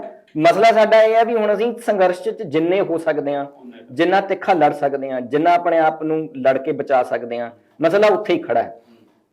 ਔਰ ਇਹ ਮਤਲਬ ਦਰਅਸਲ ਇਹ ਸਿਰਫ ਇੰਨਾ ਕੁ ਨਹੀਂ ਹੈ, ਇਹ ਦਰਅਸਲ ਅਸੀਂ ਵਿਕਾਸ ਕਰਨਾ ਕਿਵੇਂ ਹੈ, ਵਿਕਾਸ ਦਾ ਅਸੀਂ ਕਿਸ ਐਂਗਲ ਤੋਂ, ਕਿਸ ਜ਼ਰੀਏ ਤੋਂ, ਕਿਸ ਨਜ਼ਰੀਏ ਤੋਂ ਕਰੀਏ, ਇਹ ਸਰਕਾਰ ਤੇ ਲੋਕਾਂ ਦਾ ਜਿਹੜਾ ਸੰਘਰਸ਼ ਹੈ ਇਹ ਉਹਦੇ ਤੋਂ ਵੀ ਤੈਅ ਹੁੰਦਾ ਹੈ। ਲੋਕ ਕਹਿ ਰਹੇ ਨੇ ਸਰਕਾਰ ਨੂੰ ਇਹ ਕਰਨਾ ਚਾਹੀਦਾ ਵੀ ਜਿਹੜਾ ਸਭ ਤੋਂ ਗਰੀਬ ਜਿਹੜਾ ਤਬਕਾ ਹੈ ਉੱਥੋਂ ਖੜ ਕੇ ਉਹਦੀ ਧਿਰ ਬਣ ਕੇ ਤੁਸੀਂ ਵਿਕਾਸ ਕਰਨਾ ਹੈ। ਇਸ ਕਰਕੇ ਜਦੋਂ ਇਹ ਜ਼ਮੀਨਾਂ ਆਈਆਂ, ਮਤਲਬ ਜਾਂ ਇਹ ਕਹਿ ਲਓ ਵੀ ਜਿਹੜਾ ਇਹ ਪੰਚਾਇਤੀ ਜ਼ਮੀਨਾਂ ਨੂੰ, ਕਾਮਨ ਲੈਂਡ ਨੂੰ ਸਾਂਭਣ ਵਾਲਾ ਜਿਹੜਾ ਐਕਟ ਆਇਆ, ਰੈਗੂਲੇਸ਼ਨ ਦਾ ਐਕਟ ਹੈ, ਉਹਦੇ 'ਚ ਪੰਚਾਇਤਾਂ ਨੂੰ ਮਾਲਕੀ ਦਾ ਮਸਲਾ ਨਹੀਂ ਸੀ, ਰੈਗੂਲੇਟ ਕਰਨ ਦਾ, ਦੇਖ ਰੇਖ ਦਾ ਹੀ ਸਿਰਫ ਇੱਕ ਉਹਨੂੰ ਸਿਸਟਮੈਟਿਕਲੀ ਕਰਨ ਦਾ। ਔਰ ਉਹ ਵੀ ਇਸ ਕਰਕੇ ਕਿਉਂਕਿ ਚੁਣੇ ਹੋਏ ਨੁਮਾਇੰਦੇ ਨੇ, ਸੋ ਇਸ ਕਰਕੇ ਵੀ ਇਹ ਸਰਕਾਰ ਦੇ ਮਤਲਬ ਇਹ ਲੋਕਾਂ ਦੇ ਚੁਣੇ ਹੋਏ ਨੁਮਾਇੰਦੇ ਨੇ, ਇਹਨਾਂ ਤੋਂ ਇਹ ਤਵੱਕੁ ਕੀਤੀ ਜਾਂਦੀ ਹੈ ਵੀ ਇਹ ਇਹਨੂੰ ਸਾਂਭਣਗੇ, ਦੇਖ ਰੇਖ ਕਰਨਗੇ। ਪਰ ਦੇਖ ਰੇਖ ਕਰਦੇ ਹੋਏ ਜਿਹੜਾ ਸਭ ਤੋਂ ਲੋੜਵੰਦ ਤਬਕਾ ਏ ਉਹਨੂੰ ਧਿਆਨ 'ਚ ਰੱਖ ਕੇ ਪੰਚਾਇਤੀ ਜ਼ਮੀਨਾਂ ਨੂੰ ਤੁਸੀਂ ਵਰਤੋਗੇ। ਤੁਸੀਂ ਕੰਮ ਕਿਆ ਫੜਿਆ? ਤੁਸੀਂ ਕੰਮ ਫੜਿਆ ਇਹਨੂੰ ਕਮਾਉਣ ਦਾ ਸਾਧਨ, ਹੈ ਨਾ ਜੀ। ਇਹਦੇ ਚੋਂ ਤੇ ਫਿਰ ਉਹਦੇ ਚੋਂ ਜਿਹੜਾ ਸਰਕਾਰ ਦਾ ਪ੍ਰੈਸ਼ਰ ਵੀ ਤੁਹਾਨੂੰ 30% ਦੇਣਾ ਹੀ ਦੇਣਾ ਹੈ, ਔਰ ਉਹਦੇ ਚੋਂ ਵੀ ਜਿਹੜੀਆਂ ਮੁਲਾਜ਼ਮਾਂ ਦੀਆਂ ਤਨਖਾਹਾਂ ਨੇ ਉਹ ਤੁਸੀਂ ਪੂਰੀਆਂ ਕਰਨੀਆਂ ਨੇ। ਬਾਕੀ ਵਿਕਾਸ ਵਿਕੂਸ ਦੇ ਕੰਮ ਤਾਂ ਛੱਡ ਦਿਓ, ਉਹ ਤਾਂ ਬਾਅਦ ਦੀਆਂ ਗੱਲਾਂ ਨੇ। ਸੋ ਇਸ ਕਰਕੇ ਔਰ ਜੇ ਤੁਸੀਂ ਸਿਰਫ ਇਸ ਐਕਟ ਨੂੰ ਦੇਖੋ ਜਾਂ ਬਾਕੀ ਚੀਜ਼ਾਂ ਦੇਖੋ, ਸਿਰਫ ਇਹੀ ਇੱਕ ਕਾਨੂੰਨ ਹੈ ਜਿਹਦੇ 'ਚ ਕਿਤੇ ਇਹ ਕਿਹਾ ਗਿਆ ਹੈ ਵੀ ਇਹ ਜ਼ਿੰਮੇਵਾਰੀ ਬਣਦੀ ਹੈ। ਅਦਰਵਾਈਜ਼ ਤੁਸੀਂ ਜਿੰਨੇ ਜ਼ਮੀਨੀ ਸੁਧਾਰ ਹੋਏ ਨੇ ਉਹਦੇ 'ਚ ਕਿਤੇ ਵੀ ਲੈਂਡਲੈਸ ਦੀ, ਬੇਜ਼ਮੀਨਿਆਂ ਦੀ, ਦਲਿਤਾਂ ਦੀ, ਖੇਤ ਮਜ਼ਦੂਰਾਂ ਦੀ ਕਿਤੇ ਕੋਈ ਗੱਲ ਨਹੀਂ ਹੈਗੀ। ਮਤਲਬ ਸਰਕਾਰ ਨੂੰ ਇਹਨਾਂ ਚੀਜ਼ਾਂ ਨਾਲ ਕੋਈ ਫਰਕ ਨਹੀਂ ਪਿਆ। ਇਹ ਇੱਕ ਕਾਨੂੰਨ ਆਇਆ ਜਿਸ ਕਾਨੂੰਨ ਦੇ ਆਉਣ ਨਾਲ ਚੇਤਨਾ ਦੇ ਵਧਣ ਨਾਲ ਉਹ ਕਾਨੂੰਨ ਦੀ ਲੜਾਈ ਲੜਨ ਜੋਗੇ ਹੋਏ। ਕਾਨੂੰਨ ਰਾਖੇ ਤੇ ਕਾਨੂੰਨ ਘਾੜੇ ਹੀ ਕਹਿੰਦੇ ਕਿ ਕਾਨੂੰਨ ਨਾਲ ਧੋਖਾ ਕਰੀ ਜਾਂਦੇ ਨੇ, ਤਾਂ ਫਿਰ ਪਹਿਰਾ ਕੌਣ ਦਊਗਾ? ਪਰ ਅਮੀਰਪਾ ਜੀ, ਜਦੋਂ ਪਿੰਡਾਂ ਦੇ ਵਿੱਚ ਕਿਸੇ ਖੇਤਰ ਦੇ ਵਿੱਚ ਕਹਿੰਦੇ ਕਿ ਨਜਾਇਜ਼ ਕਬਜ਼ਾ ਜ਼ਮੀਨ ਦਾ ਜੀ, ਕਿਸੇ ਧਿਰ ਨਾਲ ਲੜਾਈ ਜੀ, ਤਾਂ ਜਥੇਬੰਦੀਆਂ ਬਹੁਤ ਸਾਹਮਣੇ ਆਉਂਦੀਆਂ ਨੇ। ਤੇ ਕੁਝ ਤਾਂ ਇਹ ਵੀ ਸਵਾਲ ਉੱਠਦੇ ਰਹੇ ਨੇ ਕਿ ਕਈ ਜਥੇਬੰਦੀਆਂ ਤਾਂ ਕੰਮੇ ਹੀ ਕਰਦੀਆਂ ਨੇ ਕਬਜ਼ੇ ਛਡਾਉਣ ਦਾ, ਕਿ ਉਹ 'ਚ ਉਹਨਾਂ ਨੂੰ ਵੀ ਪਾਰਟੀ ਫੰਡ ਚੰਗਾ ਆ ਜਾਂਦਾ। ਹੁਣ ਇਸ ਮਸਲੇ ਤੇ ਰਾਜੇਵਾਲ ਨੇ ਹਰਾ ਨਾਰਾ ਤਾਂ ਮਾਰਿਆ, ਪਰ ਬਾਕੀ ਧਿਰਾਂ ਅਜੇ ਖੁੱਲ੍ਹ ਕੇ ਨਾਲ ਨਹੀਂ ਆਈਆਂ। ਕੀ ਉਹ ਇਸ ਲਈ ਨਹੀਂ ਆ ਰਹੀਆਂ ਕਿ ਇੱਥੋਂ ਪਾਰਟੀ ਫੰਡ ਨਹੀਂ ਆਉਣਾ, ਜਾਂ ਲੋਕਾਂ ਦੀ, ਗਰੀਬ ਲੋਕਾਂ ਦੀ ਲੜਾਈ ਲੜਨਾ ਹੀ ਨਹੀਂ ਚਾਹੁੰਦੀਆਂ ਕਿਸਾਨ ਜਥੇਬੰਦੀਆਂ? ਉਹਨਾਂ ਦੀ ਭੂਮਿਕਾ ਕਿਵੇਂ ਦੇਖਦੇ ਹੋ ਇਸ ਸ਼ਾਮਲਟ ਵਾਲੇ ਮਸਲੇ? ਦੇਖੋ, ਮੈਨੂੰ ਇਹ ਲੱਗਦਾ ਕਿ ਜੇਕਰ ਐਜ ਏ ਹੋਲ ਪਿੰਡ ਨੂੰ ਇੱਕ ਇਕਾਈ ਮੰਨ ਕੇ ਕੋਈ ਗੱਲ ਕੀਤੀ ਜਾਂਦੀ ਹੈ ਕਿ ਪਿੰਡ ਦੇ ਸਰਵਾਈਵ ਕਰਨਾ, ਉਹਦੇ ਲਈ ਸ਼ਾਮਲਾਟ ਜ਼ਮੀਨ ਵੀ ਚਾਹੀਦੀ ਹੈ, ਉਹਦੇ 'ਚ ਬਾਕੀ ਚੀਜ਼ਾਂ ਵੀ। ਪਰ ਪਿੰਡ ਦੀ ਲੜਾਈ ਤਾਂ ਲੜੀ ਜਾਊਗੀ ਜਿੰਨੇ ਵੀ ਉੱਥੇ ਵਰਗ ਨੇ ਉਹਨਾਂ ਦੇ ਸਭ ਲਈ ਇਨਸਾਫ ਦਾ ਕੋਈ ਇੱਕ ਪੈਮਾਨਾ ਹੋਏਗਾ ਕਿ ਆਹ ਚੀਜ਼ਾਂ ਨੇ ਤੇ ਇਸ ਚੀਜ਼ ਦੇ ਲਈ ਅਸੀਂ ਕਰ ਰਹੇ ਹਾਂ। ਜੇ ਤੁਸੀਂ ਇਸ ਐਂਗਲ ਤੋਂ ਕਰ ਦਿਓ, ਅਜੇ ਵੀ ਇੱਕ ਦਿੱਕਤ ਹੈ ਕਿਸਾਨ ਜਥੇਬੰਦੀਆਂ ਦੇ ਕੇਡਰ ਦੇ ਵਿੱਚ ਵੀ ਦਿੱਕਤ ਹੈ। ਇਹਦੇ ਅਸੀਂ ਚਾਹੇ ਕਿਸਾਨ ਮਜ਼ਦੂਰ ਦਾ ਨਾਰਾ ਉੱਥੇ ਲਿਖਿਆ ਹੋਇਆ ਸੀ, ਬੜਾ ਵੱਡਾ ਬੈਨਰ, ਉਹ ਸਪੇਸ ਪ੍ਰੈਕਟੀਕਲੀ ਨਹੀਂ ਸੀਗੀ ਪਿੰਡਾਂ ਦੇ ਵਿੱਚ, ਅੱਜ ਵੀ ਨਹੀਂ ਹੈ। ਦੇਖੋ, ਔਰ ਤੁਹਾਡੇ ਸਾਹਮਣੇ ਇੱਕ ਐਗਜ਼ਾਮਪਲ ਹੈ। ਮੈਂ ਮੇਰਾ ਜਿਹੜਾ ਐਕਸਪੋਜ਼ਰ ਜ਼ਿਆਦਾਤਰ ਪਿਛਲੇ ਸਾਲ ਤੋਂ 1.5 ਸਾਲ ਤੋਂ ਜ਼ਿਆਦਾ ਮਨਰੇਗਾ ਵਰਕਰਾਂ ਨਾਲ ਕਾਫੀ ਜ਼ਿਆਦਾ ਮਤਲਬ ਉਸ ਲੈਵਲ ਤੇ, ਔਰ ਲਗਭਗ ਮਤਲਬ ਬਹੁਤ ਵੱਡੇ ਪੱਧਰ ਦੇ ਉੱਤੇ ਤੁਸੀਂ ਜੌਬ ਕਾਰਡ ਤਾਂ ਬਣਾਤੇ ਹੁਣ, ਕਿਉਂਕਿ ਉਹਨਾਂ ਨੂੰ ਇੰਨੀ ਕੁ ਗੱਲ ਸਮਝ ਆਈ ਹੈ ਵੀ ਇਸ ਲੈਵਲ ਦੇ ਉੱਤੇ ਹੈ ਨਾ 21,96,000 ਜੌਬ ਕਾਰਡ ਹੈ। ਉਹ 1 ਕਰੋੜ ਲੋਕਾਂ ਨੂੰ ਰਿਪਰੈਜ਼ੈਂਟ ਕਰਦੇ ਨੇ ਬੰਦੇ ਜਿਹੜੇ ਜਾਂਦੇ ਨੇ। ਉਹਨਾਂ ਨੂੰ ਤੁਸੀਂ ਕੋਈ ਵੀ ਬੰਦਾ, ਉਹ ਲੜਾਈ ਇਹ ਲੜ ਰਹੇ ਨੇ ਕਿ ਤੁਸੀਂ ਕਾਨੂੰਨ ਲਾਗੂ ਕਰੋ, ਕਾਨੂੰਨ ਲਾਗੂ ਕਰਨਾ ਸਰਕਾਰ ਦੀ ਜ਼ਿੰਮੇਵਾਰੀ ਹੁੰਦੀ ਹੈ, ਵਾਇਲੇਸ਼ਨ ਕਰਨ ਦੇ ਵਾਲਿਆਂ ਨੂੰ ਸਜ਼ਾ ਦੇਣਾ ਹੁੰਦਾ ਹੈ। ਉਹ ਬੰਦੇ ਬਾਰ-ਬਾਰ ਇਹ ਕਹਿ ਰਹੇ ਨੇ ਕਿ ਮੇਤੋਂ ਅਰਜ਼ੀ ਲੈ ਕੇ ਮੈਨੂੰ ਕੰਮ ਦਿਓ, ਕਹਿੰਦੇ ਤੇਰੀ ਅਰਜ਼ੀ ਦੀ ਲੋੜ ਨਹੀਂ, ਜਦ ਸਾਨੂੰ ਹੋਊਗਾ ਉਦੋਂ ਦੇ ਦਾਂਗੇ। ਆਹ ਮਾਰੇ ਸੰਵਿਧਾਨ ਕਾਨੂੰਨ ਦੀਆਂ ਧੱਜੀਆਂ ਪੂਰੇ ਪੰਜਾਬ 'ਚ ਉਡਾਈਆਂ ਜਾ ਰਹੀਆਂ ਨੇ, ਹਨਾ। ਅਸੀਂ ਰੁਜ਼ਗਾਰ ਪੈਦਾ ਕਰਨਾ ਹੈ, ਤੁਸੀਂ 100 ਦਿਨ ਦਾ ਦਿੱਤਾ ਉਹਨਾਂ ਨੂੰ, 100 ਦਿਨ ਕਿਉਂ ਪੂਰਾ ਨਹੀਂ ਕਰਦੇ? ਕਿਹੜਿਆਂ ਨੇ ਨਹੀਂ ਕੀਤਾ ਉਹਦੇ ਖਿਲਾਫ ਕਾਰਵਾਈ ਕੀ ਹੋਵੇ। ਔਰ ਈਵਨ ਮੈਨੂੰ ਇਹ ਲੱਗਦਾ ਹੈ ਕਿ ਜੇਕਰ ਉਹ 5 ਏਕੜ ਵਾਲਾ ਜਿਹੜਾ ਫਾਰਮੂਲਾ ਹੈ ਕਿ ਉਹ ਵੀ ਇਸ ਦਾ ਫਾਇਦਾ ਲੈ ਸਕਦੇ ਨੇ, ਤਾਂ ਜਿਹੜੀ 1/3 ਲੈਂਡ ਹੈ ਸਾਮਲਾਟ ਦੇ ਵਿੱਚ, ਜਿਹੜੀ ਦਲਿਤ ਤਬਕਾ ਹੈ, ਉਹਨਾਂ ਕੋਲ ਤਾਂ 1 ਬਿੱਘਾ ਨਹੀਂ ਨਾ, ਉਹ ਤਾਂ ਆਪਣੀ ਸਗੋਂ ਵੰਡ ਕੇ ਜੇ ਐਗਰੀਕਲਚਰ ਦੇ ਵਿੱਚ ਬਾਗਬਾਨੀ, ਸਬਜ਼ੀਆਂ, ਜਿਹੜੇ ਆਰਗੈਨਿਕ ਫਾਰਮਿੰਗ, ਜੇ ਇਹਦੇ ਚ ਮਨਰੇਗਾ ਤੁਹਾਡੀ ਅਲਾਉ ਕੀਤੀ ਹੋਈ ਹੈ 28 ਡਿਪਾਰਟਮੈਂਟ, 28 ਕੰਮ ਧੰਦੇ, ਇਹਦੇ ਚ ਉਹਨਾਂ ਨੂੰ ਦੇ ਦਿਓ, ਨਾਲ ਦਿਹਾੜੀ ਦਿਓ, ਨਾਲ ਉਹ ਲੈਂਡ ਦੇ ਦਿਓ, ਨਾਲ ਉਹ ਸਕਿੱਲ ਦੇ ਦਿਓ, ਮਟੀਰੀਅਲ ਕਾਸਟ ਤੁਸੀਂ ਦੇਣੀ ਹੈ, ਉਹਨਾਂ ਦਾ ਮਟੀਰੀਅਲ ਦੀ ਜਿਹੜੀ ਉਹਨਾਂ ਕੋਲ ਪੈਸੇ ਨਹੀਂ ਹੈ ਲੈਣ ਦੇ ਲਈ, ਉਹ ਵੀ ਉਹਦੇ ਚੋਂ ਦੇ ਦਿਓ। ਇਹ ਨਾਲ ਜੁੜ ਜੇ ਜੇਕਰ, ਤਾਂ ਪੰਜਾਬ ਦੇ ਵਿੱਚ ਸ਼ਾਇਦ ਸਰਕਾਰ ਨੂੰ ਵੋਟਾਂ ਵੀ ਮਿਲ ਜਾਣ ਉਸ ਤਰੀਕੇ ਦੇ ਨਾਲ, ਜੇ ਉਹਨਾਂ ਦੀ ਇਨਕਮ ਵਧੂਗੀ। ਬਾਕੀ ਦੀਆਂ ਚੀਜ਼ਾਂ ਨੇ, ਔਰ 3 ਚੀਜ਼ਾਂ ਪੰਜਾਬ ਨੂੰ ਬਹੁਤ ਜ਼ਰੂਰੀ ਹੈ ਨਾ, ਵਾਤਾਵਰਨ, ਸਾਡਾ ਪਾਣੀ ਮੁੱਕ ਰਿਹਾ, ਸਾਡੀ ਜ਼ਮੀਨ ਹੈ, ਤੇ ਸਾਡਾ ਆਬੋ ਹਵਾ ਦਾ। ਮਨਰੇਗਾ ਦਾ 60% ਪੈਸਾ ਇਹਨਾਂ 3 ਚੀਜ਼ਾਂ ਦੇ ਖਰਚ ਹੋਣਾ। ਤੁਸੀਂ ਉਹ ਬੂਟੇ ਜਾਲੀ ਲਵਾਉਂਦੇ ਹੋ, ਉਹਦੇ 'ਚ ਹਰ 200 ਬੂਟੇ ਪਿੱਛੇ ਇੱਕ ਬੰਦੇ ਨੂੰ 3 ਸਾਲਾਂ ਲਈ ਰੁਜ਼ਗਾਰ, ਮਤਲਬ 4 ਪਰਿਵਾਰ 3 ਸਾਲਾਂ ਲਈ 200 ਬੂਟੇ ਪਿੱਛੇ। ਔਰ ਤੁਸੀਂ ਸਾਮਨਾਟ ਦੇ ਵਿੱਚ ਵੀ ਜੇਕਰ ਇਹ ਕਰ ਲੈਂਦੇ ਹੋ ਅੱਧਾ ਹਿੱਸਾ, ਤੀਜੇ ਹਿੱਸੇ ਦੇ ਵਿੱਚ ਹੀ, ਤਾਂ ਵਿਆਪਕ ਪੱਧਰ ਤੇ 100 200 ਪਰਿਵਾਰਾਂ ਨੂੰ 3 ਸਾਲ ਲਈ ਰੁਜ਼ਗਾਰ ਮਿਲਦਾ। ਉਹਦੇ ਹੇਠਾਂ ਜਿਹੜੀ ਬਾਕੀ ਦੀਆਂ ਫਸਲਾਂ ਹੋ ਸਕਦੀਆਂ ਨੇ, ਅਰਬੀ ਹੋ ਸਕਦੀ ਹੈ, ਬਾਕੀ ਹੇਠਲੇ ਸਾਰੇ ਹਰਾ ਚਾਰਾ ਹੋ ਸਕਦਾ, ਉਹ ਸਾਰੀਆਂ ਚੀਜ਼ਾਂ ਵੀ ਨਾਲ ਹੋ ਸਕਦੀਆਂ ਨੇ। ਔਰ ਉਹ ਸਾਫ ਸੁਥਰਾ ਕੰਮ ਹੈ। ਹੁਣ ਤੁਸੀਂ ਕਿਹਨੂੰ ਭੇਜ ਦਿਓ, ਟੋਭਾ ਖਾਲੀ ਕਰੋ, ਚਮੜੀ ਦੇ ਰੋਗ ਹੋ ਜਾਂਦੇ ਨੇ, ਬਹੁਤ ਬੁਰਾ ਹਾਲ ਹੋ ਜਾਂਦਾ। ਇੱਧਰ ਕਿਉਂ ਨਹੀਂ ਇਸ ਪਾਲਿਸੀ ਤੇ ਤੁਸੀਂ ਕਿਉਂ ਚਾਲੂ ਨਹੀਂ ਹੁੰਦੇ, ਮਤਲਬ ਤੁਹਾਡਾ ਕਿਉਂ ਨਹੀਂ? ਅਗਲੀ ਗੱਲ ਇੱਕ ਹੋਰ ਹੈ ਕਿ ਫੈਡਰਲਿਜ਼ਮ ਦਾ ਕੁਐਸਚਨ ਇੱਥੇ ਬਾਰ-ਬਾਰ ਉੱਭਰਦਾ, ਔਰ ਬਹੁਤ ਇੰਪੋਰਟੈਂਟ ਹੈ, ਇਹ 'ਚ ਕੋਈ ਸ਼ੱਕ ਨਹੀਂ ਹੈ ਕਿ ਕੇਂਦਰ ਸੈਂਟਰਲਾਈਜ਼ ਕਰ ਰਿਹਾ, ਸਾਨੂੰ ਮਿਲਣਾ ਚਾਹੀਦਾ ਹੈ ਨਾ। ਪਰ ਫੈਡਰਲਿਜ਼ਮ ਦੀ ਗੱਲ ਉਠਾਉਣ ਵਾਲੀਆਂ ਪਾਰਟੀਆਂ ਵੀ ਚਾਹੇ ਟੋਕਨ ਉਠਾਉਂਦੀਆਂ ਨੇ, ਲੜਾਈ ਕੋਈ ਨਹੀਂ ਲੜ ਰਹੀ, ਜਵਾਨੀ ਜਮਾ ਖਰਚ ਹੈ। ਹਰ ਪਾਰਟੀ ਦੀ ਸਰਕਾਰ ਆਈ, ਉਹਨੇ ਹੇਠਾਂ ਅਧਿਕਾਰ ਦਿੱਤੇ ਨੇ, ਜਿਹੜੇ ਪੰਚਾਇਤੀ, ਜਿਹੜੇ 29 ਬਾਕੀ ਦੇ ਅਧਿਕਾਰ ਦੇਣੇ ਸੀ, ਜਿਹੜਾ 1/3 ਘੱਟੋ ਘੱਟ ਬਜਟ ਦੇਣਾ ਸੀ। ਜੇ ਕੇਰਲਾ ਦਾ ਬਜਟ ਲਗਭਗ 40%, ਕਰਨਾਟਕਾ ਦਾ ਬਜਟ ਸਿੱਧਾ ਜਾ ਸਕਦਾ ਉਹਨਾਂ ਰੂਰਲ ਤੇ ਅਰਬਨ ਪ੍ਰਾਇਰਟੀ 'ਚ, 23% ਕੇਰਲਾ ਦਾ ਜਾ ਸਕਦਾ। 5.5 ਸਾਲ 'ਚ 1 ਪੈਸਾ ਵੀ ਨਹੀਂ ਗਿਆ ਪੰਚਾਇਤ ਦਾ, ਗਿਆ ਹੀ ਨਹੀਂ ਕੁਝ। ਇਹ ਪੰਜਾਬ ਦੇ ਵਿੱਚ ਸਾਡਾ ਫਾਈਨਾਂਸ ਕਮਿਸ਼ਨ ਸਟੇਟ ਦਾ ਕਹਿੰਦਾ 1 ਪੈਸਾ ਨਹੀਂ ਗਿਆ। ਇਹ ਚੀਜ਼ਾਂ ਨੂੰ ਦੇਖਣਾ ਪਏਗਾ ਕਿ ਕੀ ਇਹ ਅਰਬਨ ਰੂਰਲ ਡਿਵਾਈਡ ਜਿਹੜਾ ਹੈ, ਇਹ ਵੀ ਤੁਸੀਂ ਕਰ ਰਹੇ ਹੋ। ਪਿੰਡ ਦੀ ਤਾਕਤ ਤੁਸੀਂ ਆਪਣੀ ਜੇਬ 'ਚ ਪਾਈ ਫਿਰਦੇ ਹੋ, ਆਪ ਫੈਸਲੇ ਕਰ ਰਹੇ ਹੋ। ਇਹ ਪੋਲੀਟੀਕਲ ਕੁਐਸਚਨ ਵੀ ਹੈ ਬਹੁਤ ਵੱਡਾ, ਜਿੱਥੇ ਬਾਕੀ ਦੀਆਂ ਚੀਜ਼ਾਂ ਦਾ ਮਾਮਲਾ। ਤੇ ਜਥੇਬੰਦੀਆਂ ਦੀ ਭੂਮਿਕਾ ਫਿਰ ਸ਼ਾਮਲਾਟਾਂ ਲਈ? ਜਥੇਬੰਦੀਆਂ ਦੀ ਭੂਮਿਕਾ ਦੀ ਇਹ ਹੈ, ਮੈਨੂੰ ਲੱਗਦਾ ਕਿ ਜਿਹੜੀਆਂ ਕਿਸਾਨ ਜਥੇਬੰਦੀਆਂ ਨੇ ਕੱਲੀਆਂ, ਜੇ ਉਹ ਕੱਲੀਆਂ ਮੁਸ਼ਤਰਕਾ ਬਣ ਕੇ ਆਪਣੇ ਇਕੱਲੇ ਹੱਕ ਲਈ ਲੜਦੀਆਂ ਨੇ, ਪਿੰਡ ਦੇ ਹੱਕ ਲਈ ਪੂਰਾ ਤਰ੍ਹਾਂ ਨਹੀਂ ਲੜਦੀਆਂ। ਮੈਨੂੰ ਤਾਂ ਲੱਗਦਾ ਜੇ ਗ੍ਰਾਮ ਸਭਾ ਹੋਣ ਲੱਗੂ, ਜਥੇਬੰਦੀਆਂ ਦੀ ਤਾਕਤ ਨਾਲ ਹੋਣ ਲੱਗੂ। ਹਜੇ ਨਹੀਂ, ਘੜਾ ਵਿਚੌਰੀ ਉਹ ਹੋਣ ਨਹੀਂ ਦਿੰਦੇ ਦੂਜਿਆਂ ਦੇ। ਜੇ ਜਥੇਬੰਦੀਆਂ ਮਿਥ ਲੈਣ ਕਿ ਅਸੀਂ ਇੱਥੇ ਬੈਠੇ ਹਾਂ, ਮਜ਼ਦੂਰ ਭਾਈਚਾਰੇ ਨੂੰ ਵੀ ਕਹਿਣ ਅਸੀਂ ਤੁਹਾਡੀ ਢਾਲ ਬਣਦੇ, ਨਾਲ ਆਪਾਂ ਇਕੱਠੇ ਹਾਂ, ਸਾਂਝੇ ਹਾਂ, ਇਸ ਦੀ ਸਾਂਝੀ ਵਰਤੋਂ ਕਰਾਂਗੇ, ਸ਼ਾਇਦ ਉਹ ਬਹੁਤ ਵੱਡਾ ਇੱਕ ਤਬਦੀਲੀ ਵੀ ਹੋਏਗੀ। ਸਾਰੇ ਅਧਿਕਾਰੀ ਉਹਦੇ ਮੁਤਾਬਕ ਕੰਮ ਵੀ ਕਰਨ ਲੱਗ ਜਾਣਗੇ। ਗ੍ਰਾਮ ਸਭਾ ਜਦੋਂ ਐਕਟਿਵ ਕਰ ਲਈ ਇਹਨਾਂ ਨੇ, ਤਾਂ ਤਾਕਤ ਹੈ ਨਾ ਤੁਹਾਡੇ ਕੋਲ। ਮੈਨੂੰ ਤਾਂ ਇਹ ਲੱਗਦਾ ਹੁੰਦਾ ਵੀ ਜਿਹੜਾ ਵੀ ਇਨਕਲਾਬੀ ਬੰਦਾ ਕਹਿੰਦਾ ਇਨਕਲਾਬ ਲਿਆਉਣਾ ਹੈ, ਦੂਜਾ ਕੋਈ ਕਹਿੰਦਾ ਵੀ ਅਸੀਂ ਗੁਰੂ ਨਾਨਕ ਦਾ ਮਤਲਬ ਫਲਸਫਾ ਲਾਗੂ ਕਰਨਾ, ਸਾਰਾ ਬਰਾਬਰ, ਤਾਂ ਜਿਹੜੀ ਕਾਮਨ ਤੁਹਾਡੇ ਕੋਲ ਇੱਕ ਸੰਸਥਾ ਬਣੀ ਹੋਈ ਹੈ, ਉਹ 'ਚ ਬੈਠ ਕੇ ਉਹ ਫਲਸਫਾ ਵੀ ਲਾਗੂ ਤੇ ਇਨਕਲਾਬ ਵੀ ਤੁਹਾਡਾ ਆ ਜੇ, ਤੁਸੀਂ ਕੀ ਕਰੋਗੇ? ਤੁਸੀਂ ਲੋਕਾਂ ਨੂੰ ਦਿਓਗੇ ਫੈਸਲਾ ਕੁਨ ਤਾਕਤ ਜਾਂ ਨਹੀਂ? ਜਿਹੜੀ ਫੈਸਲਾ ਕੁਨ ਤਾਕਤ ਅੱਜ ਜ਼ਿੰਦਗੀ ਉਹਨਾਂ ਕੋਲ ਹੈ, ਤਾਂ ਉਹਨੂੰ ਤਾਂ ਅਮਲ 'ਚ ਲਿਆਓ ਨਾ। ਤਾਂ ਤੁਸੀਂ ਪਰਖੇ ਜਾਓਗੇ ਕਿ ਇਸ ਤੋਂ ਬਾਅਦ ਭਾਈ ਅੱਗੇ ਵੀ ਤੁਸੀਂ ਕਰ ਸਕਦੇ ਹੋ, ਹੋਰ ਚੀਜ਼ਾਂ ਵੀ ਕਰ ਸਕਦੇ ਹੋ। ਜੇ ਜਥੇਬੰਦੀਆਂ ਇਹ ਮਿਲ ਜਾਣ, ਹੁਣ ਜਥੇਬੰਦੀਆਂ ਦੇ ਕੇਡਰ ਦੇ ਵਿੱਚ ਇੱਕ ਕਿਸਾਨ ਜਥੇਬੰਦੀਆਂ ਦੇ ਇੱਕ ਪ੍ਰੋਬਲਮ ਹੈਗੀ ਹੈ, ਉਹ ਮਜ਼ਦੂਰ ਵਿਹੜਿਆਂ 'ਚ ਜਾ ਕੇ ਮਜ਼ਦੂਰ ਤਬਕੇ ਨੂੰ ਨਾਲ ਲੈ ਕੇ ਗਲਵੱਕੜੀ ਪਾ ਕੇ ਉਸ ਪਾਸੇ ਚੱਲਣ ਲਈ ਅਜੇ ਮਾਈਂਡਸੈਟ ਨਹੀਂ ਤਿਆਰ ਸਾਡਾ। ਜੋ ਮਰਜ਼ੀ ਅਸੀਂ ਕਹੀ ਜਾਈਏ, ਉਹ ਚੀਜ਼ਾਂ ਦਾ ਮਤਲਬ ਨਹੀਂ ਹੈ। ਉਹ ਹੋਊਗਾ ਕੀ? ਉਹ ਸਿੰਬੋਲਿਕ ਨਹੀਂ ਹੋ ਸਕਦਾ, ਉਹ ਤਾਂ ਫਿਰ ਸਿੰਬੋਲਿਕ ਇਹੋ ਜਿਹਾ ਹੀ ਹੋਊਗਾ। ਦੇਖੋ ਜੀ, ਇੱਕ ਸਿੱਖ ਪ੍ਰਧਾਨ ਮੰਤਰੀ ਬਣਾਤਾ, ਇੱਕ ਮੁਸਲਮਾਨ ਰਾਸ਼ਟਰਪਤੀ ਬਣਾਤਾ, ਬਸ ਫਿਰ ਇਸ ਰੀਅਲ ਸੈਂਸ ਦੇ ਵਿੱਚ ਜੀਵਨ ਪੱਧਰ ਉੱਚਾ ਉਠਾਉਣ ਦਾ ਸਵਾਲ ਇਹ ਕਿ ਤੁਸੀਂ ਲੈ ਕੇ ਚੱਲ ਰਹੇ ਹੋ, ਇਹੋ ਜਿਹਾ ਪ੍ਰੋਗਰਾਮ ਕੋਈ ਬਣਾ ਰਹੇ ਹੋ। ਜਿਹੜੇ ਪਿੰਡੇ ਬਣਾ ਲੈਣਗੇ, ਜਿਹੜੀਆਂ ਜਥੇਬੰਦੀਆਂ ਵੀ ਬਣਾ ਲੈਣਗੀਆਂ, ਉਸੇ ਲਈ ਨੇ। ਸਰਕਾਰਾਂ ਤਾਂ ਤਾਕਤ ਨਾਲ ਕੰਮ ਕਰਦੀਆਂ ਨੇ। ਦੇਖੋ, ਕਿਸਾਨ ਯੂਨੀਅਨਾਂ ਨੂੰ ਕੱਲੀ ਨੂੰ ਵੀ ਤੇ ਇਕੱਠੀਆਂ ਨੂੰ ਵੀ ਚੀਫ ਮਿਨਿਸਟਰ ਨੇ ਕਿੰਨੇ ਵਾਰ ਟਾਈਮ ਦਿੱਤਾ। 7 ਮਜ਼ਦੂਰ ਜਥੇਬੰਦੀਆਂ ਇਕੱਠੀਆਂ ਵੀ ਹੋਈਆਂ, ਉਸੇ ਮੁੱਖ ਮੰਤਰੀ ਦੇ 3 ਦਿਨ ਧਰਨਾ ਦਿੱਤਾ, ਬਾਵਜੂਦ ਬਾਰ-ਬਾਰ ਹਰ ਮੀਟਿੰਗ ਕੈਂਸਲ ਹੁੰਦੀ ਹੈ। ਕਦੇ ਤੁਸੀਂ ਦੇਖ ਲਓ ਕਿ ਕਦੇ ਕੋਈ ਗੱਲ ਲੋਕ ਬੈਠੇ ਨੇ। ਔਰ ਫਿਰ ਉਹ ਮਨਰੇਗਾ ਵਰਕਰਾਂ ਨੂੰ ਐਡਾ ਵੱਡਾ ਇਕੱਠ ਹੋਇਆ, ਉੱਥੇ ਇੱਕ ਮੀਟਿੰਗ ਦੇਤੀ ਮੌਕੇ ਤੇ, ਮੁੜ ਕੇ ਕਹਿੰਦੇ ਜੀ ਮੰਤਰੀ ਜੀ ਨੂੰ ਕਿਤੇ ਹੋਰ ਕੰਮ ਹੋ ਗਿਆ। ਉਹ ਕਿੰਨਾ ਚਿਰ ਹੋਣਗੇ? ਮਤਲਬ ਇਹ ਚੀਜ਼ਾਂ ਨੇ ਜਿਹੜੀਆਂ, ਜਿੱਥੇ ਤੁਹਾਡਾ 37% ਆਬਾਦੀ ਹੈ ਪਿੰਡਾਂ ਦੇ ਵਿੱਚ, ਉਹਨੂੰ ਇਗਨੋਰ ਕਰਕੇ ਜਾਂ ਟੋਟਲ ਪੇਂਡੂ ਭਾਈਚਾਰੇ ਨੂੰ ਇਸ ਪੱਧਰ ਤੇ ਨਜ਼ਰਅੰਦਾਜ਼ ਕਰਕੇ ਤੁਸੀਂ ਨਹੀਂ ਚਲਾ ਸਕੋਗੇ।